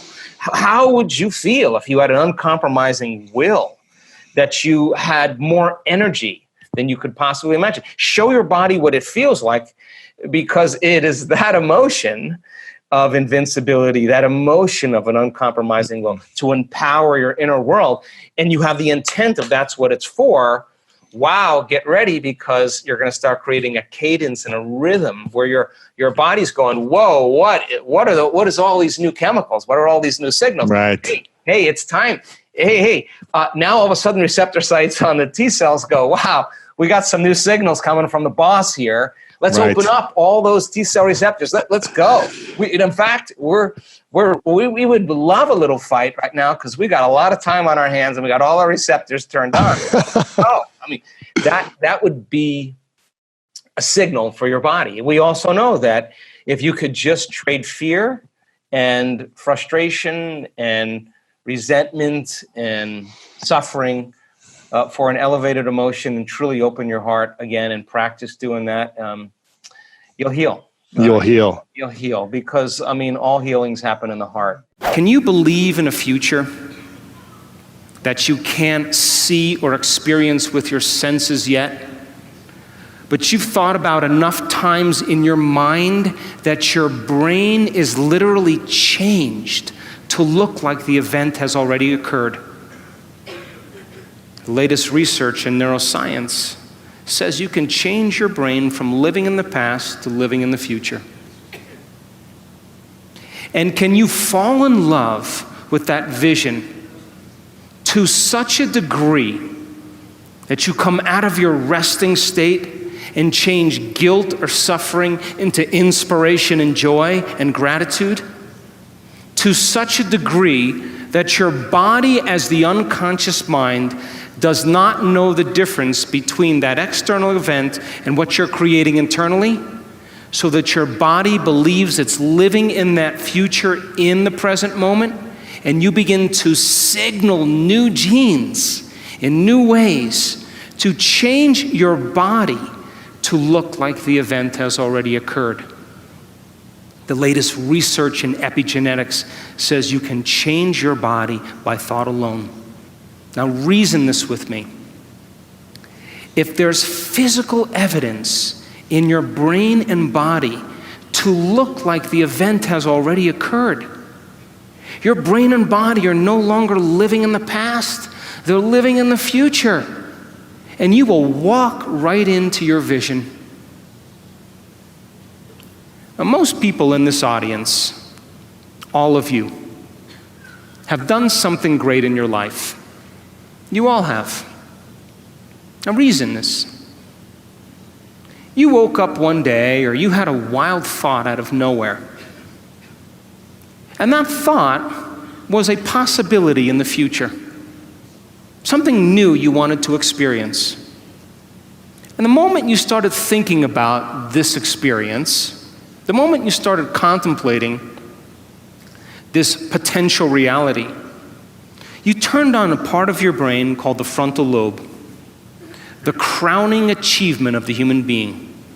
It's 40% of your entire brain. It is the creative center. And it has connections to all other parts of the brain. And the moment you said, what would it be like to be a leader? What would it be like to be successful? What would it be like to have this vision come true? The moment you asked that open-ended question, you turned on this part of the brain. Because the rest of the brain is just a bunch of automatic programs. And now the frontal lobe, the creative center, wakes up. And it has connections to the entire brain. It's the CEO, it's the boss, it's the symphony leader of the brain. And the moment you get creative, the frontal lobe begins to select different networks of neurons that are stored in your brain from things you've learned or experienced. And as you begin to think a what-if question, it begins to select these different networks and begins to seamlessly piece them together and making your brain fire in new sequences and in new patterns and new combinations. And whenever you make your brain work differently, you're changing your mind. Because mind is the brain in action. Mind is the brain at work. And the moment those neurons fire in tandem, you get a picture in your mind, a hologram, a vision, an abstraction. And for those people who are passionate, that thought that they're thinking begins to create an elevated emotion. They become inspired.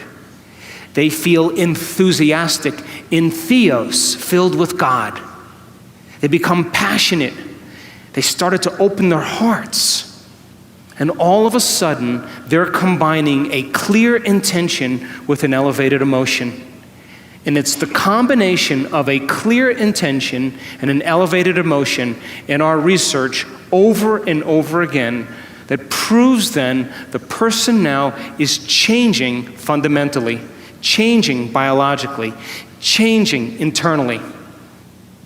And their brain and body are moving from living in the past into living in the future. We have such compelling evidence in science with brain scans. You can make your brain work better. You can make your heart work better. You can make your immune system work better. You can make your cells go from really sick to really healthy. We've got great evidence. You can become immune to serious viruses. You can become immune to bacteria. We've got the measurements. You can lengthen your life. We have great evidence, and the people aren't monks. They're not nuns. They're not religious scholars. They're just common people. And then we have testimony of people who are the example of truth. They are the example of truth. I would rather have dinner with those people than anybody else. They know something, right? So evidence then becomes the loudest voice, right? And that's what I think what people are looking for right now. The truth is so lost in sensationalism, and the truth is so lost in emotional agreement. And so people who want to feel fear, they program themselves and accept, believe, and surrender that. People who want to be hateful, it's all there. It's all there, and it's a matrix to find the way out, right? And I think there's a door. I just think that we have to trust the innate information that comes from within us. People that were traumatized from childhood, that were abused sexually, physically, emotionally, that were suicidal, that had all kinds of health conditions, they came to the edge of that emotion that kept them connected to the past. And they were ready to give up in one meditation because they never had felt an emotion like this that they could remember, that it was so intense. And they thought about all the times for the last year that they never missed a day of doing a meditation, even when they didn't feel like it, or when they wanted to quit halfway through and they didn't, they went all the way. They thought about all those times that they went to that point, and they went one more time. Really? And their words are always the same. And my heart blew wide open. And I look back at my entire past, and I don't want to change one thing in my past because it brought me to this present moment. And I can see my betrayers. I could see the people in my life that had a hand in this. And I have nothing but compassion for them, because now the person is no longer viewing that past from the same level of consciousness. They're viewing it from a place of love, of wholeness, and they see the greater good of all of it. And now their conditions, their health conditions, their endometriosis, their uterine tumors, I mean, whatever it is, literally disappears, and they have an incredible change in their brain chemistry. They're in love with life. They're off their meds. They're not suicidal. Why would they be? They're free. So it can happen in an instant when the heart is healed, and everybody gets the new signal. The body's out of the past. The body's no longer feeling the emotions of the past. And sometimes we got to come right up against that edge. That's the great moment. Our immune system is kind of like our rudimentary nervous system. It has cells that are mobile, and they're called plasma cells or white blood cells. And their job is an internal defense. And many of our body's plasma cells line the mucous membranes, gut, the digestive tract, all the orifices of the body, the nose, the mouth, ears. And it's a line of defense against foreign invaders and toxins. And when the immune system is facing some foreign invader, whether it be a virus, a bacteria, a mold, a fungus, some foreign agent, it is the army of plasma cells that move towards the danger and begin to attack these foreign agents. And there are cells in your immune system called T cells. And T cells are like the ninjas of the immune system. They release very powerful chemicals that can denature and break down any foreign invader. And T cells have these little trumpets that stick out on their receptor site. So picture this big circular spherical glob, and you have all these different receptors. And these T cell receptors are these long trumpet appendages. And when they come up to a virus, or they come up to a bacteria, when they come up to even a cancer cell, they notice that it's a foreign agent, and immediately this T cell receptor attaches to that foreign agent and begins to release a lot of unhealthy chemicals that begin to cause that foreign agent to die, and then memorizes that foreign agent and passes the information on to the army of the rest of the white blood cells in the body. And this is a strong immune system. And when plasma cells and white blood cells begin to function well, they release chemicals called immunoglobulins. And immunoglobulins are proteins that are in the shape of a Y. And those Y-shaped proteins are antibodies. And what they do is when the white blood cell releases an antibody, it begins to block the receptors of the foreign agent that's trying to attack the white blood cells. So when a healthy immunoglobulin is released, it suppresses the warfare, the cell receptors that are trying to attack the white blood cell. And now you have a strong defense, you have a strong immune system. And your body right now is doing that. In fact, your body is always evaluating all those foreign agents, whether it's a virus, a bacteria, or even a cancer cell. And it's working to keep the body in balance. And the immune system, a strong, healthy immune system, does that constantly, always behind the scenes of your awareness. If you give people sound information, and then they can repeat that information, they're wiring it in their brain. They're creating a new model of understanding. If you show them how to apply that information, if they do it properly, they will have some type of transformation. That transformation isn't something that causes people to feel bad or unworthy. It causes them to open their hearts. It causes them to feel joy, to feel gratitude. They feel differently. And if you're able to then create that elevated emotion and you teach people more information, they will continue to transform themselves, and that's called evolution. If you think the same thoughts always lead to the same choices. The same choices lead to the same behaviors. The same behaviors create the same experiences, and the same experiences produce the same feelings, and you're now caught in your old self. But new thoughts should lead to new choices, and new choices should lead to new behaviors. New behaviors should create new experiences, and new experiences should create new emotions, and that should inspire evolution. We say that your personality creates your personal reality. And your personality is made up of how you think, how you act, and how you feel. We could say that your personality is your state of being. So now, geniuses, if you keep thinking the same thoughts, keep demonstrating the same behaviors, keep living by the same feelings and emotions, your personal reality is going to stay exactly the same.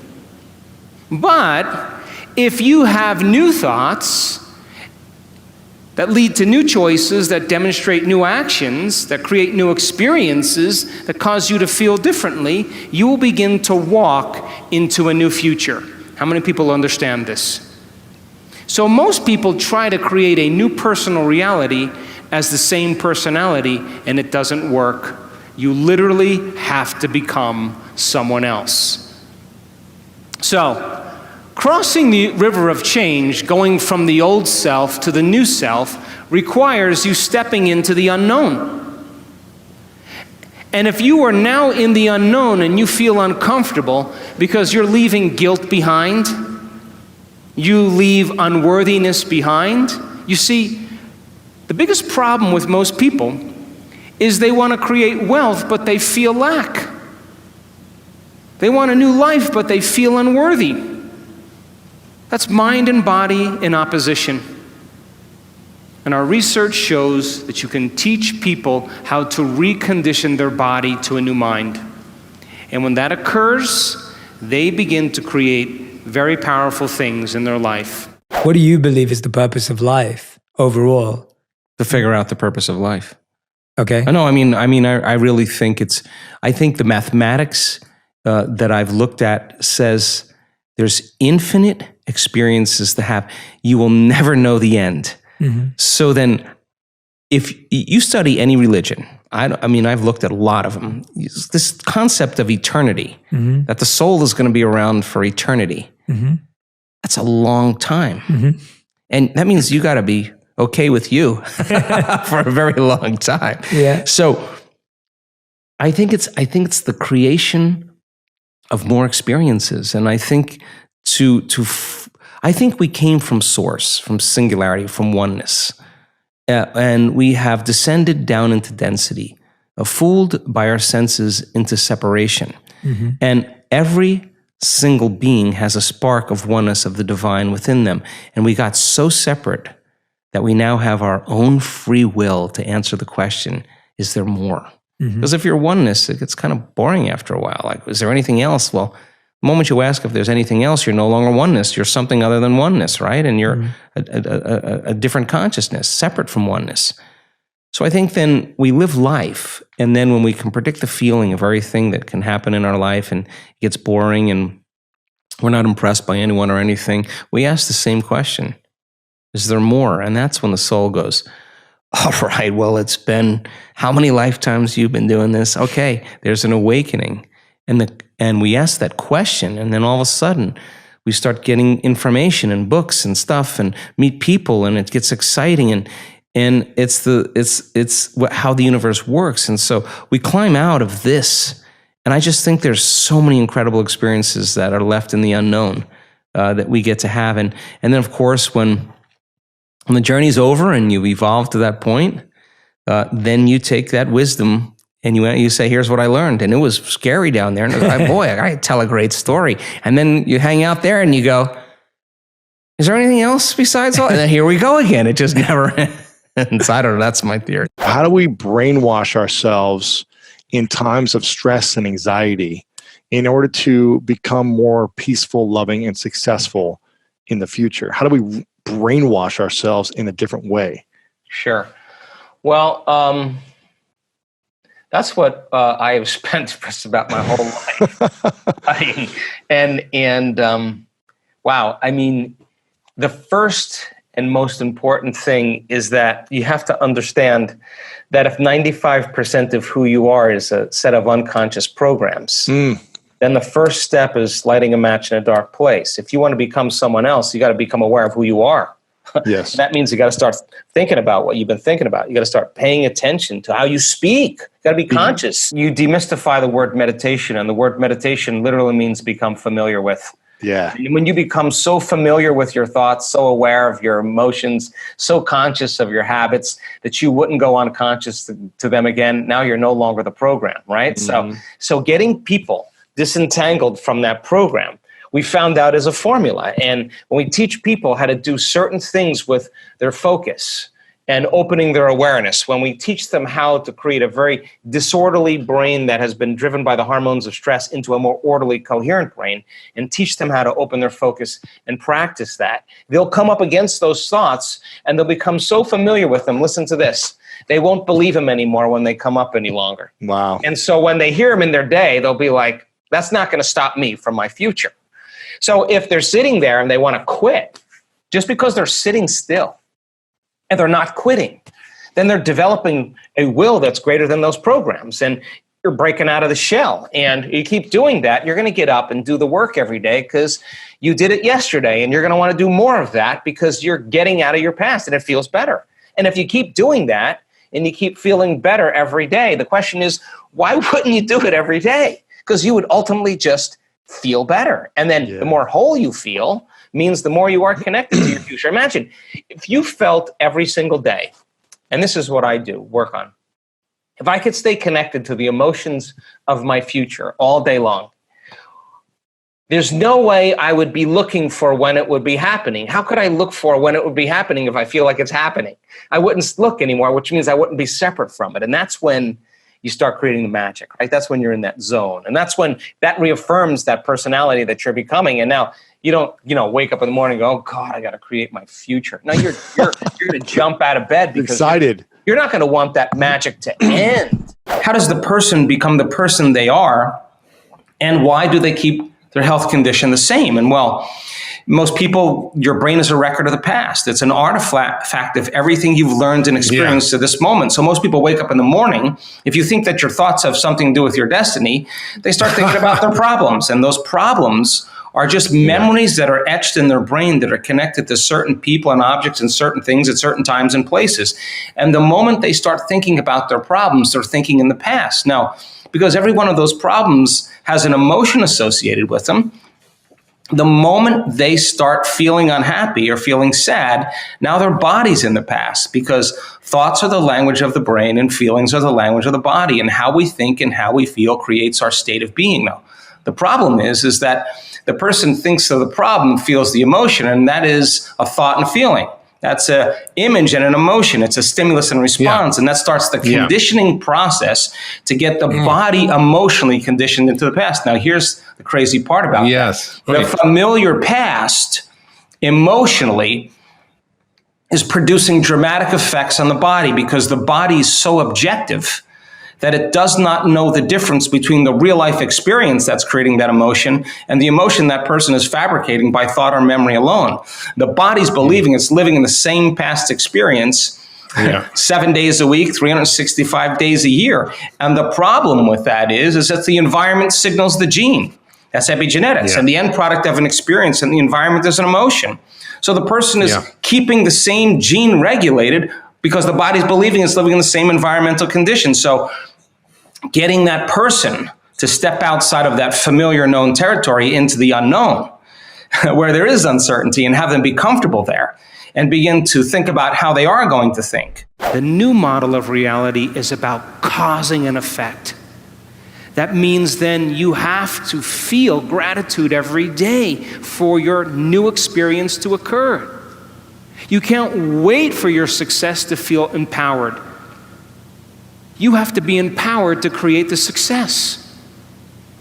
And when you teach people how to do this, and they move into a new state of being, they begin to create the life that they want. How many people are still with me? But to the materialists, they would say, well, no, I'm going to wait for my money to come and then I'm going to give thanks. And those people pretty much are living by the emotions of the past. And if you're living by the emotions of the past, you are viewing your future through the lens of the past, and your vision will fade. Because when you bring up an elevated emotion, you will see the vision clearly.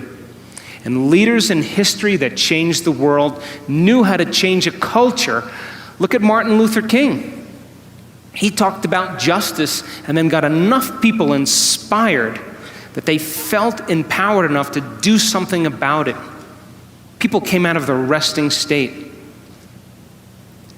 And so then you share the same brain as Martin Luther King. And being defined by a vision of the future begins to change a culture.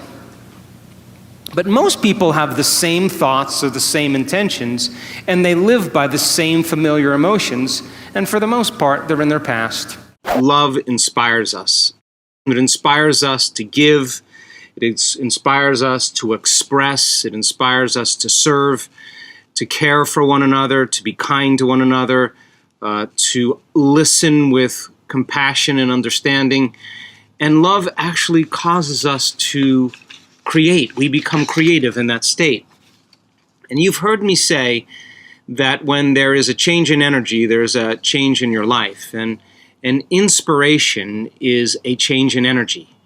And if you don't change your energy, if you stay in the same energy, then it makes sense that your life stays the same.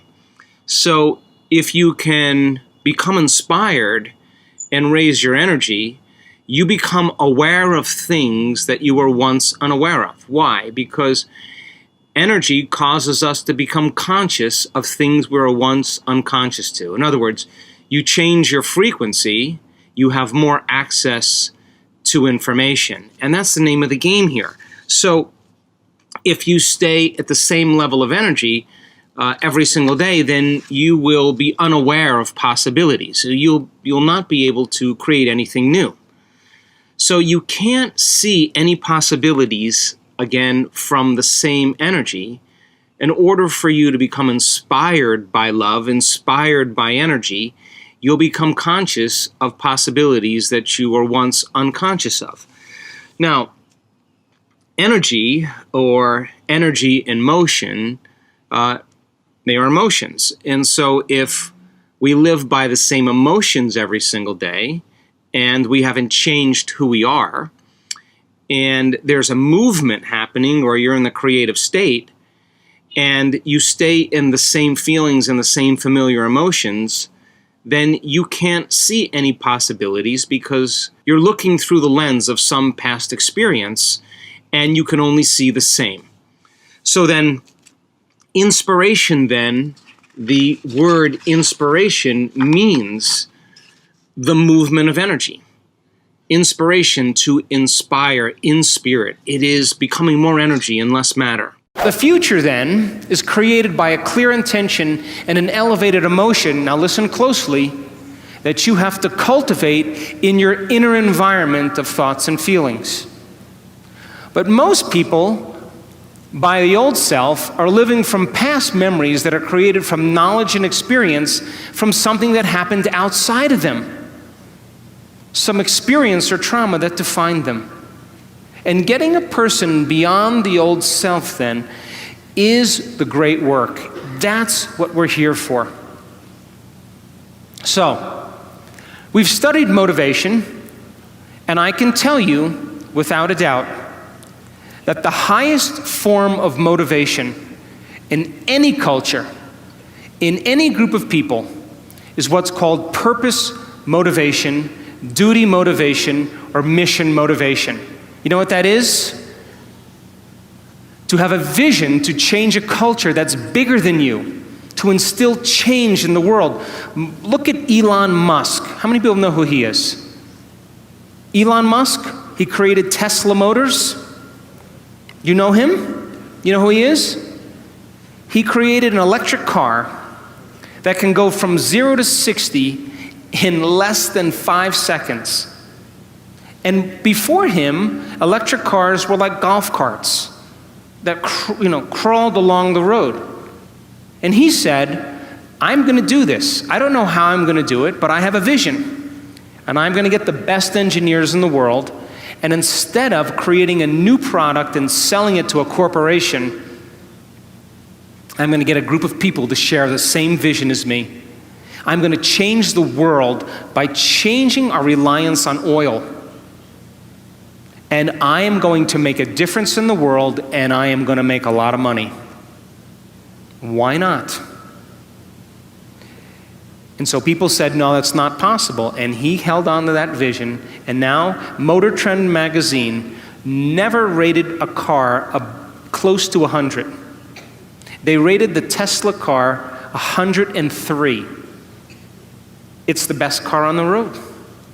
And it relies on no gas at all. That's a vision of the future. I got run over by a truck, and I broke 6 vertebrae in my spine, and I had to make a decision at that time in my life because the diagnosis wasn't very good, and neither was the prognosis. And I had to decide if I was going to spend the rest of my life on addictive medications and with surgical rods in my spine, or if I was going to see if the mind could actually heal the body. And so that was my wake-up call in 1986. And so I just I was at the point where I just had to make a decision to see if it was actually the truth. If all of this that I learned was the truth, let's apply it. And so I was lucky enough to have a dramatic change in my own personal health. And then I thought, God, yeah, if it worked on me, has it worked on other people? So I started looking into people that had, been treating conventionally or non-conventionally and with a certain diagnosis, and their condition was staying the same, getting worse, and all of a sudden it got better. And I just wanted to look at what the cause was that was producing that effect. And so I interviewed, hundreds and hundreds of people that had gone through the process. And one of the most fundamental elements that they all had in common was there were a lot of things that had to do with their mind. And some people had specific diets and specific regimes. Some people used certain conventional and non-conventional protocols, but the commonality primarily was about how the mind was really influencing the body. And they began to really take a closer look at how they were thinking on a daily basis, how they were acting on a regular basis, and looking at how they feel on a moment-to-moment basis. And And how you think and how you act and how you feel is your personality. And your personality has a very direct relationship with your personal reality, which means if you want to change your personal reality, if you want to change something about your life, you got to change.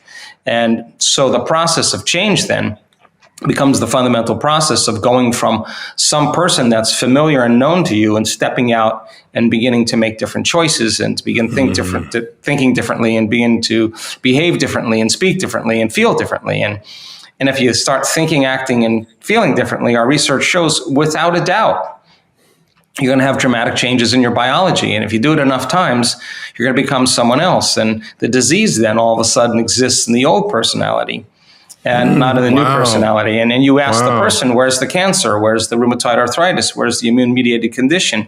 It's in the old person. I'm not that person any longer. If you have been if you had experience of trauma, say, for example, and it's created the feeling of fear, and your fear is that it could happen again.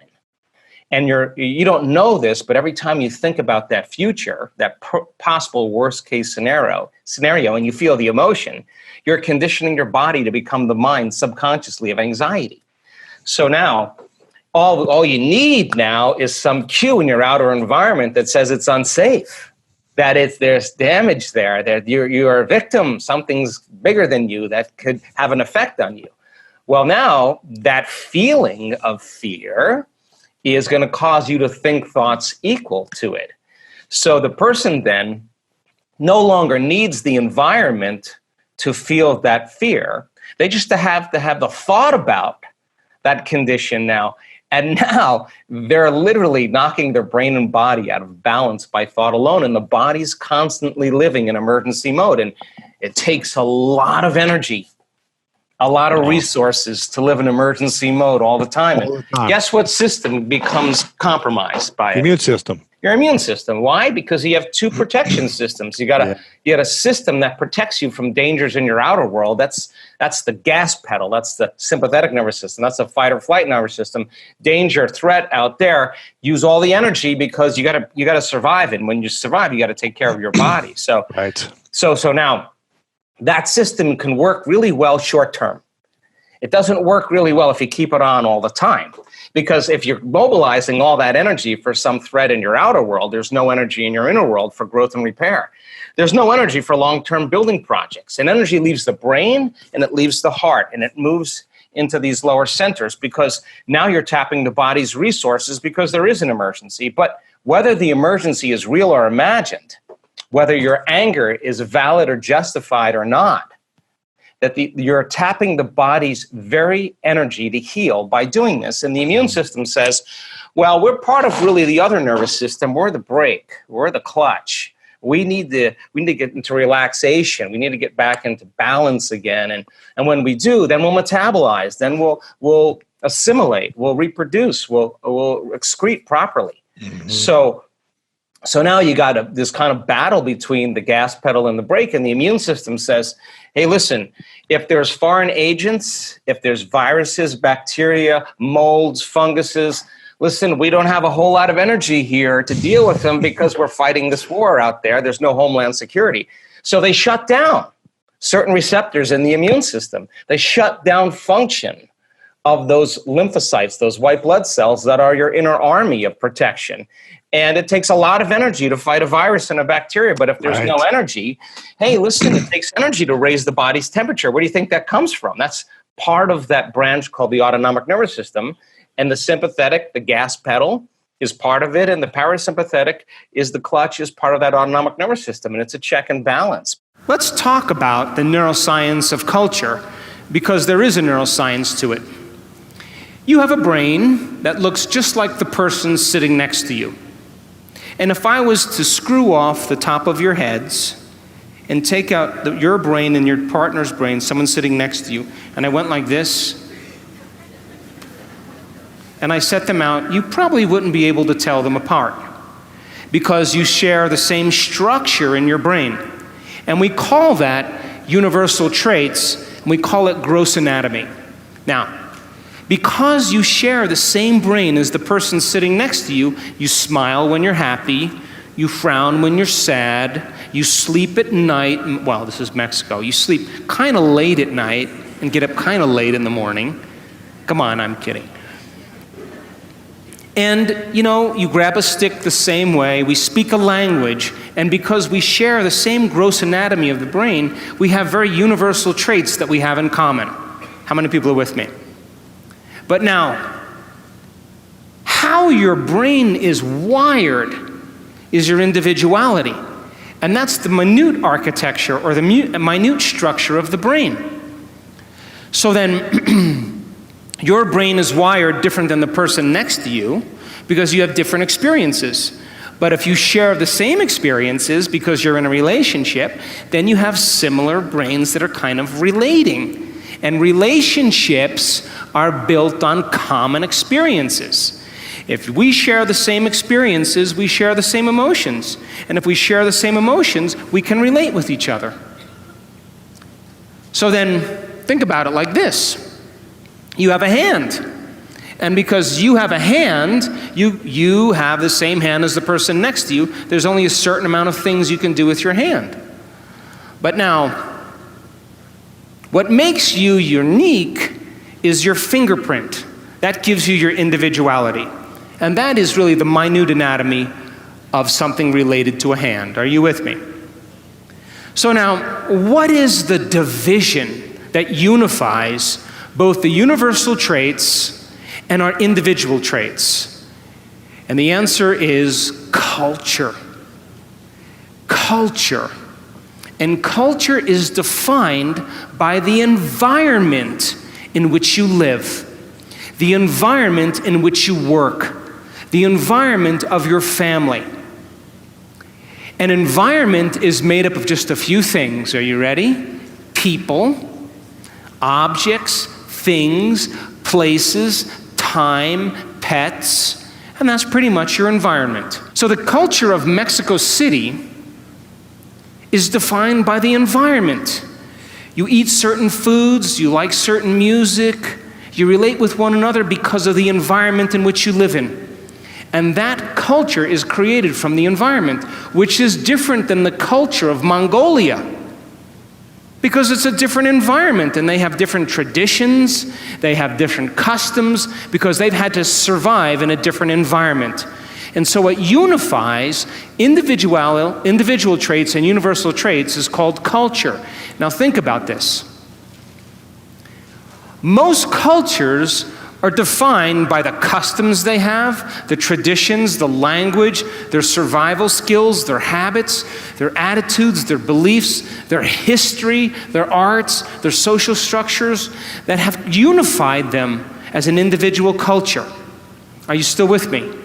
So the people you work with, the people you relate with, the people you interact with, you share a similar culture that bonds you both as an individual and as a species called human beings. And Mexicans are different than Australians because they live in a different environment and they have different traditions. You still with me? But we could say then that culture typically is defined by things that have worked in the past. So then, most cultures then have a choice. To create a new culture means then you have to define your culture as a vision of the future. But most people, their cultures are based on the past-present reality. What does that mean? We are in a changing world. And the world is changing faster than most people can keep up. And if you are going to stay defined by a memory of the past, you will not keep up with this culture because we are creating a global culture. So then, what defines the vision of the future to change a culture? And the answer is a very clear intention, a clear purpose combined with an elevated emotion. And when you combine a clear intention, like a vision of the future, along with an elevated emotion of inspiration and joy, you will create an empowered individual. What's something that you've said in the past that you were confident about it then, but now upon reflection, you're like, oh, actually, I've changed my mind about that? Oh, that it takes a long time to create reality. Okay, I'm going to ask you to expand on that because I like that answer. I want to know more. That's fascinating. Well, I think just like anything else, you learn how to snowboard, you go through that learning curve. You learn how to ride a bike, you go through that learning curve. That I used to think that creation was hard. I just thought it took a lot of energy and it took a lot of sacrifice and you had to work for it. And Great answer. And God, I mean, even my definition of surrender today is very different than it was just 3 months ago because I'm always doing it. And so I think that it doesn't have to be that way. I just think that it could be any way you want, and I'm working on that, changing that belief. Personal conviction motivation. We call these people self-starters. This is entrepreneurial motivation. This is when you say, I'm going to do this because I said I was going to do it. Still a high form of motivation, but not the highest form. But what we know, that people who have purpose motivation naturally are personally convicted. Their personal conviction is in alignment with their purpose because they have a reason to get up every day. If someone is so disconnected to their future, their greater future self, if they're so negative thoughts, suicidal thoughts, often hurting themselves potentially, often, what can they start to do to just give some a little bit of relief and peace in their heart? Yeah, it's simple. Knowledge, experience, wisdom. Philosophy, initiate that philosophy, master it. Yep. Mind, body, soul, thinking, doing, being, learning it with your head, applying it with your hands, knowing it by heart. And this is the journey of knowledge, because when you learn that information and you really study it, you are going to begin to see the world differently because your brain is changing. Then when you start saying, how can I use this? How can I apply it? How can I personalize it? How could I do something, initiate this information? What do I got to do? How do I get my behaviors to match my intentions? Now, this is the act of trial and error. It's so important. You don't make it the first time. You don't give up. You get up and you try to walk again. And you start learning how to do this. And so as you begin to do it over and over again, you start having new experiences. Yes. Well, new experiences enrich the circuits in your brain philosophically. And now the brain makes a chemical. And now you're feeling more unlimited. You're feeling more whole. You're teaching your body chemically to understand what your mind intellectually understood. And now you are literally starting to embody that knowledge. Yeah. It's signaling new Jesus, it's new information, but you can't do it one day and expect your wealth to come. You got to do it over and over again. Yes. So the repetition of practicing over and over again neurochemically conditions the mind and body to begin to work as one. You've done it so many times, the body now knows how to do it subconsciously. Just like it knew how to subconsciously lean into trauma and victim mode for decades. Now the body's getting new information. It's going to adapt. And now you're going to literally become that knowledge. You're going to become it. That's what you're going to become. And so now that's when you no longer have to try. It's who you are. You've memorized an internal order that's greater than anything in your outer world that's going to tell you something else. That's key right there. I was looking closely, and there are people that do this work, do this transformation work in the meditations that we teach. And they're so impatient and they're so entitled. And they want an instantaneous change from the lack and pain they're feeling, right? That they never overcome themselves in their meditation. They never overcome themselves in the meditation. And when they finish their meditation, they believe in this work less. Then there are people who say, I can tell you the moment I made up my mind to change, because I had reached the end and I made a decision.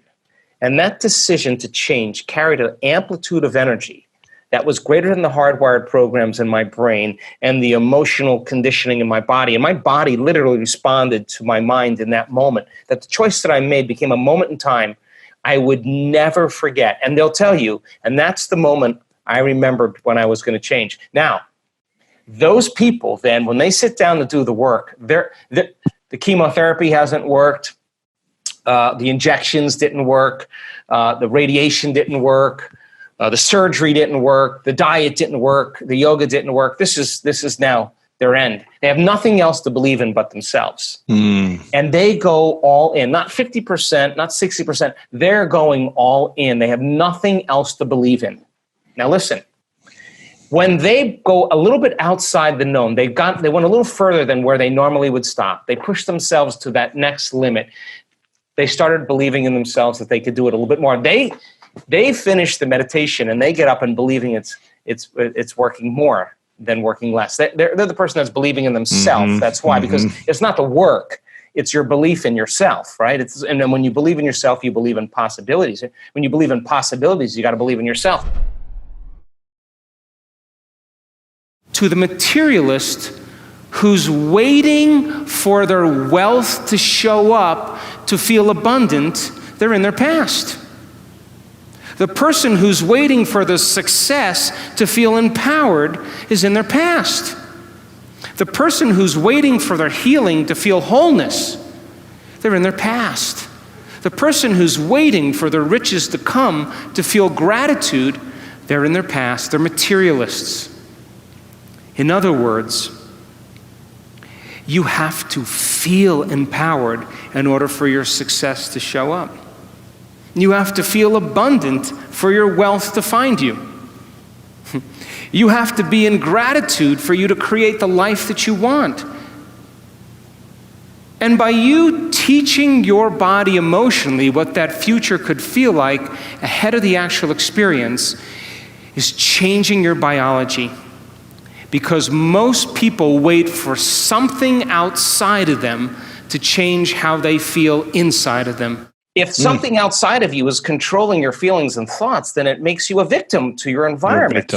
So you will be more victimized, or you could be more of a victim to other things in your environment. People don't understand this consciously because it's a program subconsciously.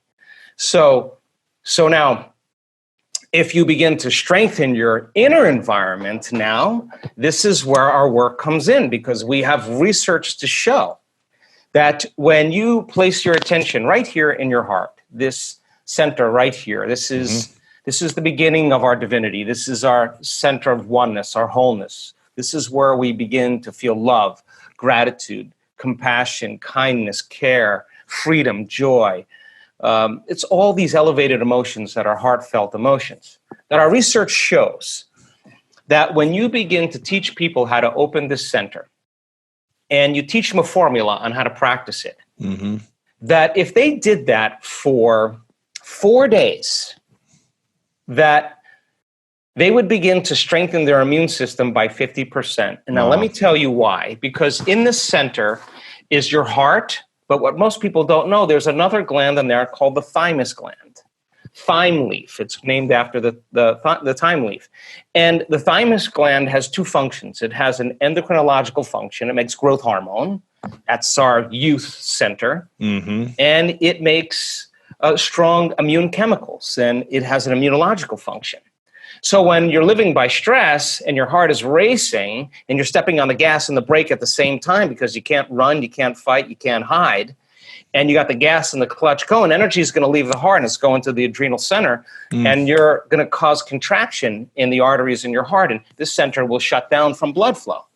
And so there's no energy in the heart. So you teach a person then how to begin to open the center and to start feeling elevated emotions through their heart. And you teach them how to switch or convert from the sympathetic nervous system to the parasympathetic nervous system.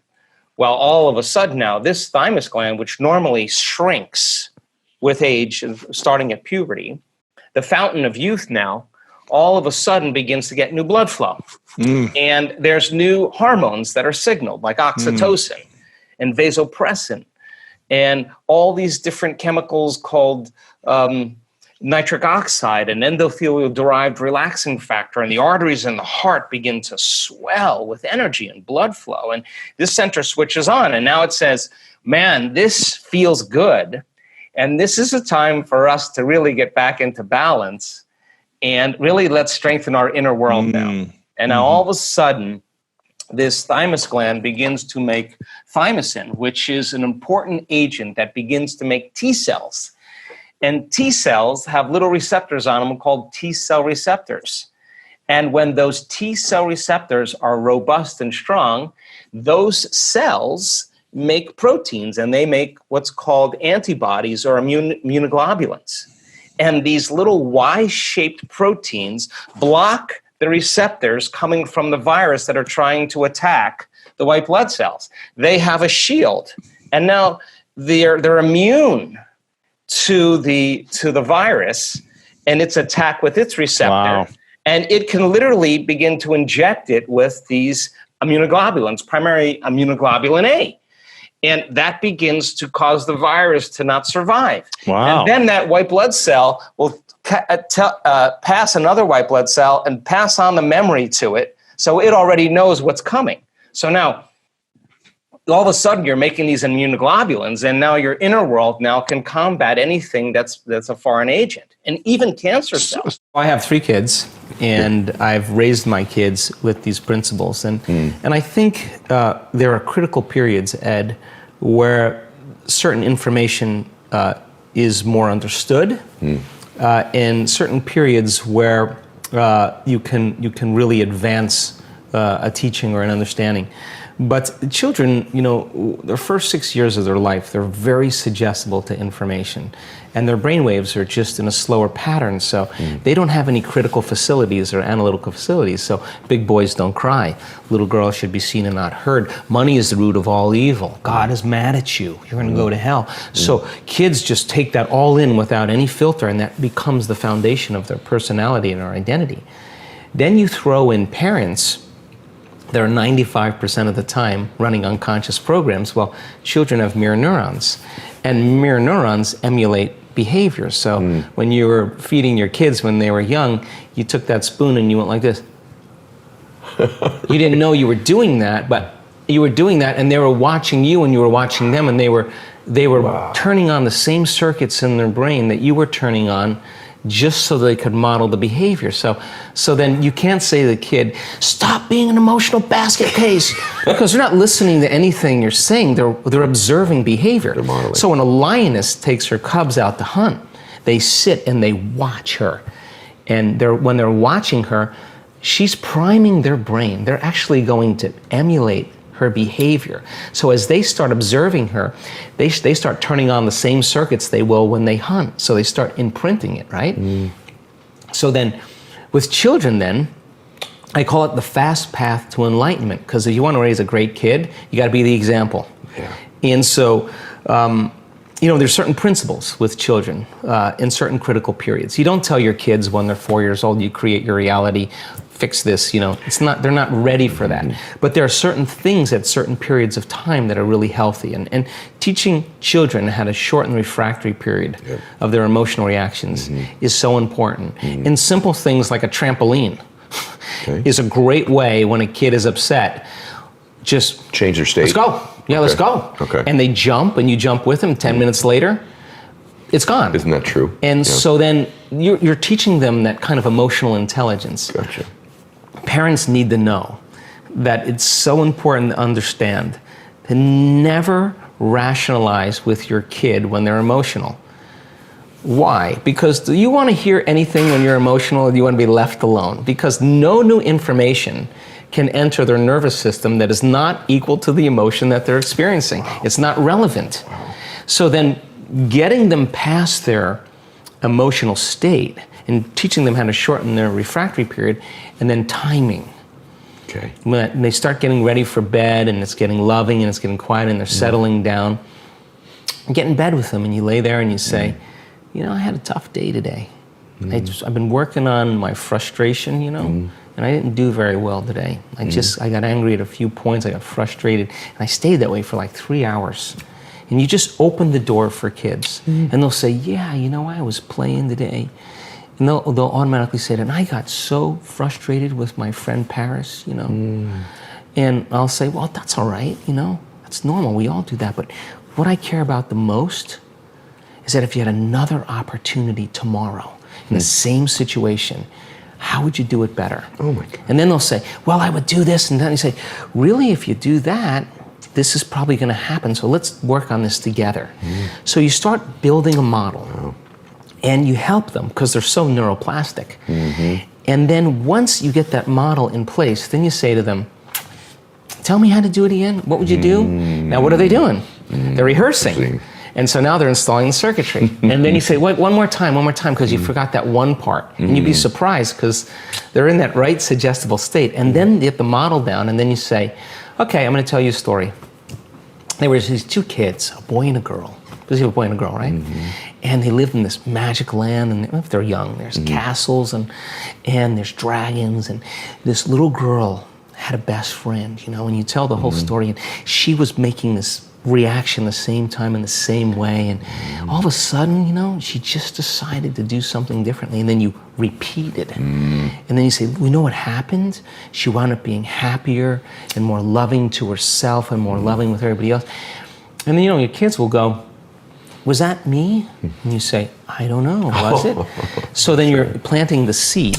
Because you made it this far in a video, I want to celebrate you. Most people start and don't finish. Most people never actually follow through. Most people say they want something, but they don't ever do the work to actually get it. But you're different. You are special. Believe Nation, you made it here all the way to the end, and I love you. So as a special celebration, if you put a hashtag believe down in the comments below on this video, I will showcase you and celebrate you somewhere on the screen in a future video because you are awesome. For 10 more amazing rules from John Assaraf, check the video right there next to me. I think you'll love it. Continue to believe, and I'll see you there. A lot of athletes have this term around the A game and showing up and doing their absolute best, mentally, emotionally, physically, spiritually, etc. And it got me thinking about, do you even know what your A game